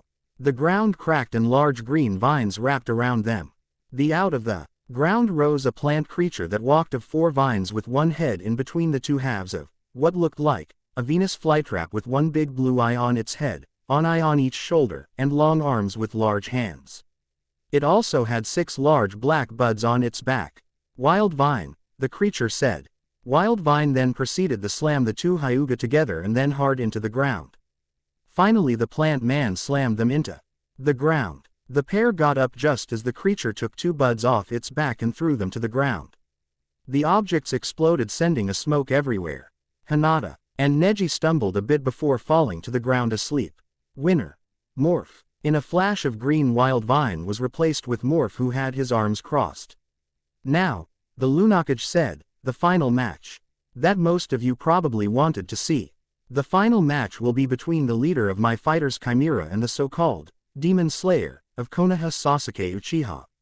Again, look at the pamphlet if you don't know what I'm talking about. The pamphlets were opened again and muttering was heard through the crowd. Sasuke smirked arrogantly as he stepped into the ring. Chimera stepped in and cracked his knuckles through his armor. You might as well give up, Sasuke said, this fight is as good as mine. An alien sitting next to Kurenai said, what an unpleasant boy. Kurenai nodded and said, tell me about it. The arena shifted to what looked like the main courtyard for a temple. Sasuke activated his Sharingan thinking it would give him the edge in the fight. Chimera charged at the deck-haired boy. Sasuke shot forward with the intent of ending the fight. He grew shocked when Chimera disappeared from sight and his powerful eyes couldn't follow him. The armored man appeared behind him with a katana in his hand. The masked warrior swung it, forming a huge gash across the Uchiha's back. Sasuke cried out in pain before rolling forward with a grimace of agony on his face. Sasuke turned his glare to Chimera. The armored man flared his chakra suddenly and flushed it outward. To Sasuke it looked like someone had set off a bunch of flash bombs. Sasuke deactivated his eyes and said, I don't know what you just did. But I don't need my eyes to beat you. Sasuke charged again. Chimera lazily dodged. As this continued, Asuma said, genius. Anko looked at the smoker and asked, what do you mean? Asuma explained, you see, Chimera sent out a flux of chakra so precise that it prevents Sasuke from using his so-called God's Eye. When he heard that, Kakashi looked considerably nervous. Well, if you can look nervous with most of your face covered up by a mask and your headband. Back in the fight, Chimera was lazily slapping Sasuke's punches and kicks aside like they were a bunch of annoying insects. In a sense they actually were. Stop toying with me, Sasuke roared angrily. Chimera simply caught the next punch before throwing the duck-haired boy over his shoulder. The last Uchiha landed on his butt. He growled in annoyance. He rose up and then glared at the back of the man's head. The boy went through hand signs and lightning formed in his hand. Stop messing with me, you son of a whore, Sasuke roared as he formed a Chidori. In the cage box, the Lunakage let out a low snarl at the insult toward his wife. Sasuke charged forward with his most powerful technique. Naruto scowled in annoyance before he caught the offending limb and then broke it. Sasuke screamed out in agony. He clutched the now broken appendage and glared daggers at the man with his eyes still active. I'm an Uchiha, Sasuke growled. There's no way I'd ever lose to some no-clan loser like you. Chimera chuckled. Sasuke, you couldn't beat me before. What makes you think you can beat me now anyway? Sasuke looked confused and said, what are you talking about? Chimera smirked under his armor before steam burst out from the upper part of his neck. The armor receded, revealing a familiar face. Naruto, Sasuke said in shock. The rest of the Konoha ninja stared in shock themselves. Kakashi was now hiding his anger. The demon was still alive. The silver-haired man discreetly made hand signs and brought down his chakra so that nobody would be able to sense him. As he did, however, only the cages were able to sense him.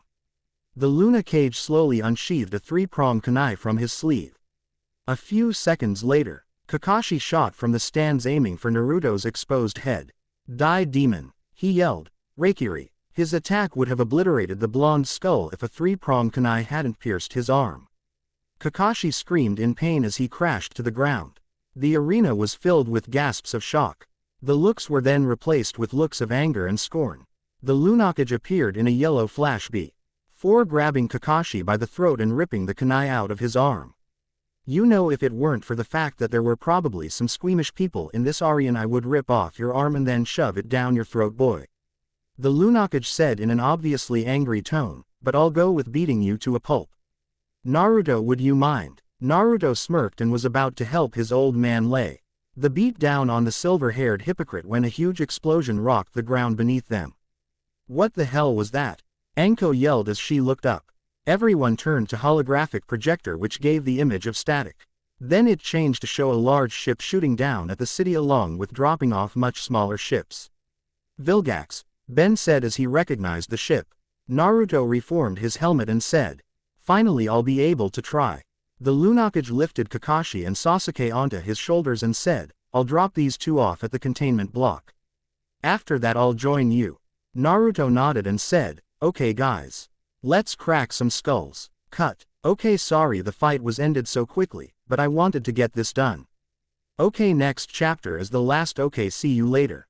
Chapter 10. I own nothing from Naruto or Ben 10. Ben 10 Alien Force, or Ben 10 Ultimate Alien. Chapter 10.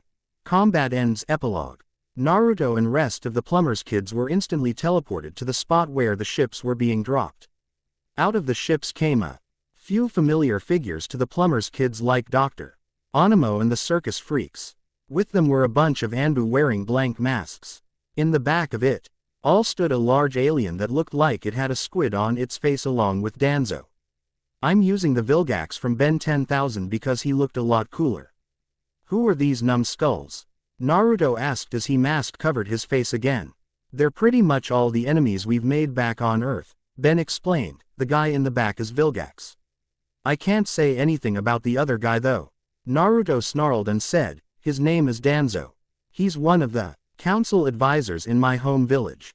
He's also wanted the title of Hokage for years. Personally, I think that desire has driven him mad.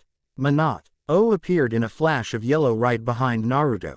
So these are the numbskulls attacking my village. Minato scowled as he glared at the trio from behind his mask. I'll take that old damn war hawk. Minato scowled as he popped his neck. It'll give me a chance to try this out. Minato grabbed his robes before ripping it away. Underneath the robes was a suit of high-tech black and green armor.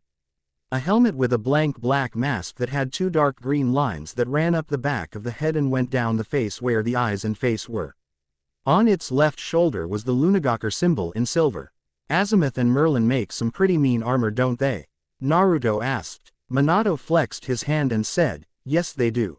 Now let's show these bozos what we're made of. Vilgax looked out over his army and saw Chimera dressed in his armor. So that is the boy you told me about, Vilgax said. He doesn't look like much. Danzo shrugged and said, the Chimera is much stronger than he looks. After you kill him then you can destroy Ben 10. Vilgax snarled, don't think you can order me human.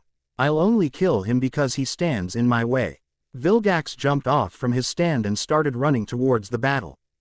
Danzo smirked that his plan was coming full circle. When this moon village was destroyed he would take control of this Vilgax and thus gain control of his army. He would then wipe the other hidden villages off the map. Then with the combined might of all the power of the hidden villages under his power would spread to the rest of the world and then spread to other planets until the galaxy was his. When that was done Konoha would finally be the supreme power that it was supposed to be all those years ago. It was then that the bandaged man noticed a man in armor looking at him. The man then motioned for him to come on. Danzo grinned before he moved over to him. You must be the one in charge of this whole thing, the masked Minato said. Yes I am, Minato said. Who are you supposed to be? The bandaged man said, I am Danzo Shimura, soon to be Rokudaime Hokage and eventual ruler of the world and then the galaxy. Minato scowled behind his helmet and growled. I highly doubt that you are going to wind up a leader for anything. Especially seeing as you apparently a complete and utter psycho. Danzo scoffed and said, that is no way to speak to your future master. Danzo went through some one-sided hand signs and yelled, wind style, decapitating air waves. Danzo launched waves of razor-sharp air from his mouth. The Lunakage then threw out an arm sending a wave of wind himself separating the waves outward and sent the waves in different directions. Danzo looked surprised as his move was sent in different ways. The Lunakage cocked his head to his side in a confused gesture and asked, is that all you can do, my future master? The last part was said sarcastically. Danzo snarled. I wasn't going to use these, Danzo said, but I see that you will need to be shown your obvious betters. The man reached for the bandages on his arm and said, now, see my power and no true fear. Danzo ripped the bandages off revealing 10 Sharingan eyes. Then he ripped the bandages off his face revealing another one in his supposed to be empty eye socket. Minato looked shocked and growled, so, I was right when I heard of an entire clan of red-eyed ninjas being killed. Have you no respect for the dead? Danzo scowled and said, this is the ultimate power. With this arm and these eyes, I will rule this world with an iron fist and no one shall be able to stop me. The disguised Minato clenched his fists as a metallic stick popped out of the armor's belt. The stick ignited, forming a light green energy blade. "We'll see about that ultimate power bit," Minato said as he twirled his weapon. Meanwhile, the plumber's kids were facing down against their enemies, and the root Anbu with powers were able to let them keep up with their Anbu opponents. Kevin absorbed some alien metal, keeping his body impervious to metal and jutsu. Gwen was keeping her opponents at bay with her powers. Helen was running around the Anbu and knocking them around like a bunch of pinballs. In all honesty, it was actually quite funny. Cooper had formed a monolith robot and was smashing his enemies around. When he wasn't throwing them around, he was in a wrestling match with one of Dr. Onemo's latest creations, which looked like a cross between a rhinoceros and a gorilla. Alan's fire powers were incredibly useful for keeping his enemies at bay. Sunny was basically doing the same thing as Gwen was. Ben was currently in his diamond head form, making him impervious and allowing him to knock his enemies around pretty easily. Eunice was knocking her opponents around using her weapons. She was also currently in a fight with Rojo. Manny was basically going all WWE on his opponents. The method was surprisingly effective since he was basically all muscle. Pierce was using T-He toxin in his spines that knocks his opponents. This proved useful since he was fighting the circus freaks, especially Thumbskull, since he was such a large target. All in all, it was a pretty one-sided fight, especially since the Anbu thought the fight was going to be easy since they were all just a bunch of kids. This proved even more difficult when the Konoha clans joined in on the fight. After about a half hour of combat, the Root were down for the count and the alien hybrids were tied up with energy ropes thanks to Gwen and Sunny. "You know," Ben said, "normal people don't do this kind of thing." Kevin looked at the boy and said, "Yeah. But there is one thing I've learned over the years. Normal is boring and overrated." The kids were pulled from their thoughts as there was huge explosion. They turned to the left to see Vilgax come flying out towards them. The only difference was that Vilgax was missing an arm, bleeding furiously, and had half of his face burned off. Naruto walked out of the smoke. The armored Luna ninja unsealed the massive ENRGY broadsword. "Hey!" Naruto yelled, "anybody up for a calamari?" The blonde then spun on his heel. The massive green energy blade sliced through the great alien's neck and then fell to the ground. Vilgax's body fell right next to the disembodied head. Naruto chuckled and said, "I ain't cleaning that up." Naruto saw the disabled group of villains in front of him and said, "Not bad for a bunch of rookies. I have to say I'm impressed." Shikamaru nodded at the armored blonde and said, "So, you really are the son of the fourth?" Naruto raised an eyebrow and said, "You figured it out." Shikamaru answered dully, "Dad told me, and you're basically a carbon copy of the guy." "I guess nobody figured it out because they were too damn blind." Naruto shrugged. Everyone's attention was then attracted to the sound of a ship firing up. One of the ships that dropped off the soldiers was flying up towards Vilgax's mother ship. Minato appeared in a yellow flash and said, "Sorry Naruto. A couple of those Root punks snuck up on me and stole the boss away before I could finish him. By the way, I got a trophy from the old War Hawk." Naruto nodded in thanks and said, "Thanks Pops. Now, I got something to take care of. You might want to back up." Naruto crouched down and started to growl loudly. Gwen, Kevin, and Ben all recognized He motioned and moved as many as they could back. Red chakra started to flow around him and a huge crater formed where he was standing. The red chakra formed a cloak and 9 large fox tails formed at the small of his back. A red spiral started appearing and focused around his mouth. His whisker marks darkened and his eyes turned red. Finally Naruto threw back his head and said, "Hibiki Amari." 9-tailed menacing ball. Naruto then threw himself forward, launching a large ball of red chakra at the ship. There was a light pause as the blast hit and faded away from existence. Then a huge explosion tore through space and produced a huge shockwave that nearly knocked everyone off their feet. Naruto cracked his neck and said, "Plumbers and Moon Village. 1. Evil Psychopaths. Zip." Epilogue. After things cooled down from the unprecedented attack, things got much better almost instantly. The Fire Daimyo, who had witnessed the fights via hologram projector provided by Minato, gave Lunagaker the rights to be a shinobi village. After their capture, the root Anbu committed senpuku since they were no longer able to benefit their master. The village pretty much went to reform after seeing that. The plumbers had a weapon of mass destruction on their side. A lot of them actually moved to the Moon Village to work there. Against all odds, Frightwig and Charmcaster wound up falling for Naruto. After a major catfight between them and Mei, they all agreed to share. The Konoha clans joined Lunagaku as well since it was quickly becoming a powerful village. When Naruto's heritage was released, the civilian part of Konoha wouldn't stand for it. They said it was lies and that the demon should be killed. A few beating later they stopped. The Fire Daimyo then removed Konoha's shinobi village status and had it made into a port for Earth where people could go and offer mission in the elemental nations. Kakashi went into a deep depression after realizing that the demon he tried to kill was his sensei's son. He is currently in jail for the attempt at murder charges from the tournament. Sasuke, when going to trial, tried to gain control of the Moon Village by taking control of Minato's mind. This backfired horribly as the former Hokage of Konoha proceeded to actually rip out his insult to injury. Naruto crystallized his foot and proceeded to smash a certain part of the arrogant Uchiha's body into paste. Sasuke then had his chakra sealed away and is now under guard by the plumbers 24/7. Sakura immediately tried hunting down Minato to order him to release her true love. In the process, she almost caused an intergalactic incident since Minato was meeting an alien ambassador who had very sensitive hearing. She was taken to their planet and incarcerated, right after she had her vocal cords removed. Everyone else pretty much had a good life. Naruto is currently the Lunakage, having 3 kids with Mei, Frightwig, and Charmcaster. Minato has retired and is now living in solitude watching his grandchildren while his son and daughter-in-laws are at work. Hinata tried to kill Mei upon hearing that they were dating. She failed of course and went into a slight depression. Naruto eventually got her out of it and she became the children's godmother. She soon started dating Shikamaru, who became the godfather. Suand is now the head of the medical division of the hospital. CKLY grew used to all the high-tech and has been the top doctor there for quite some time.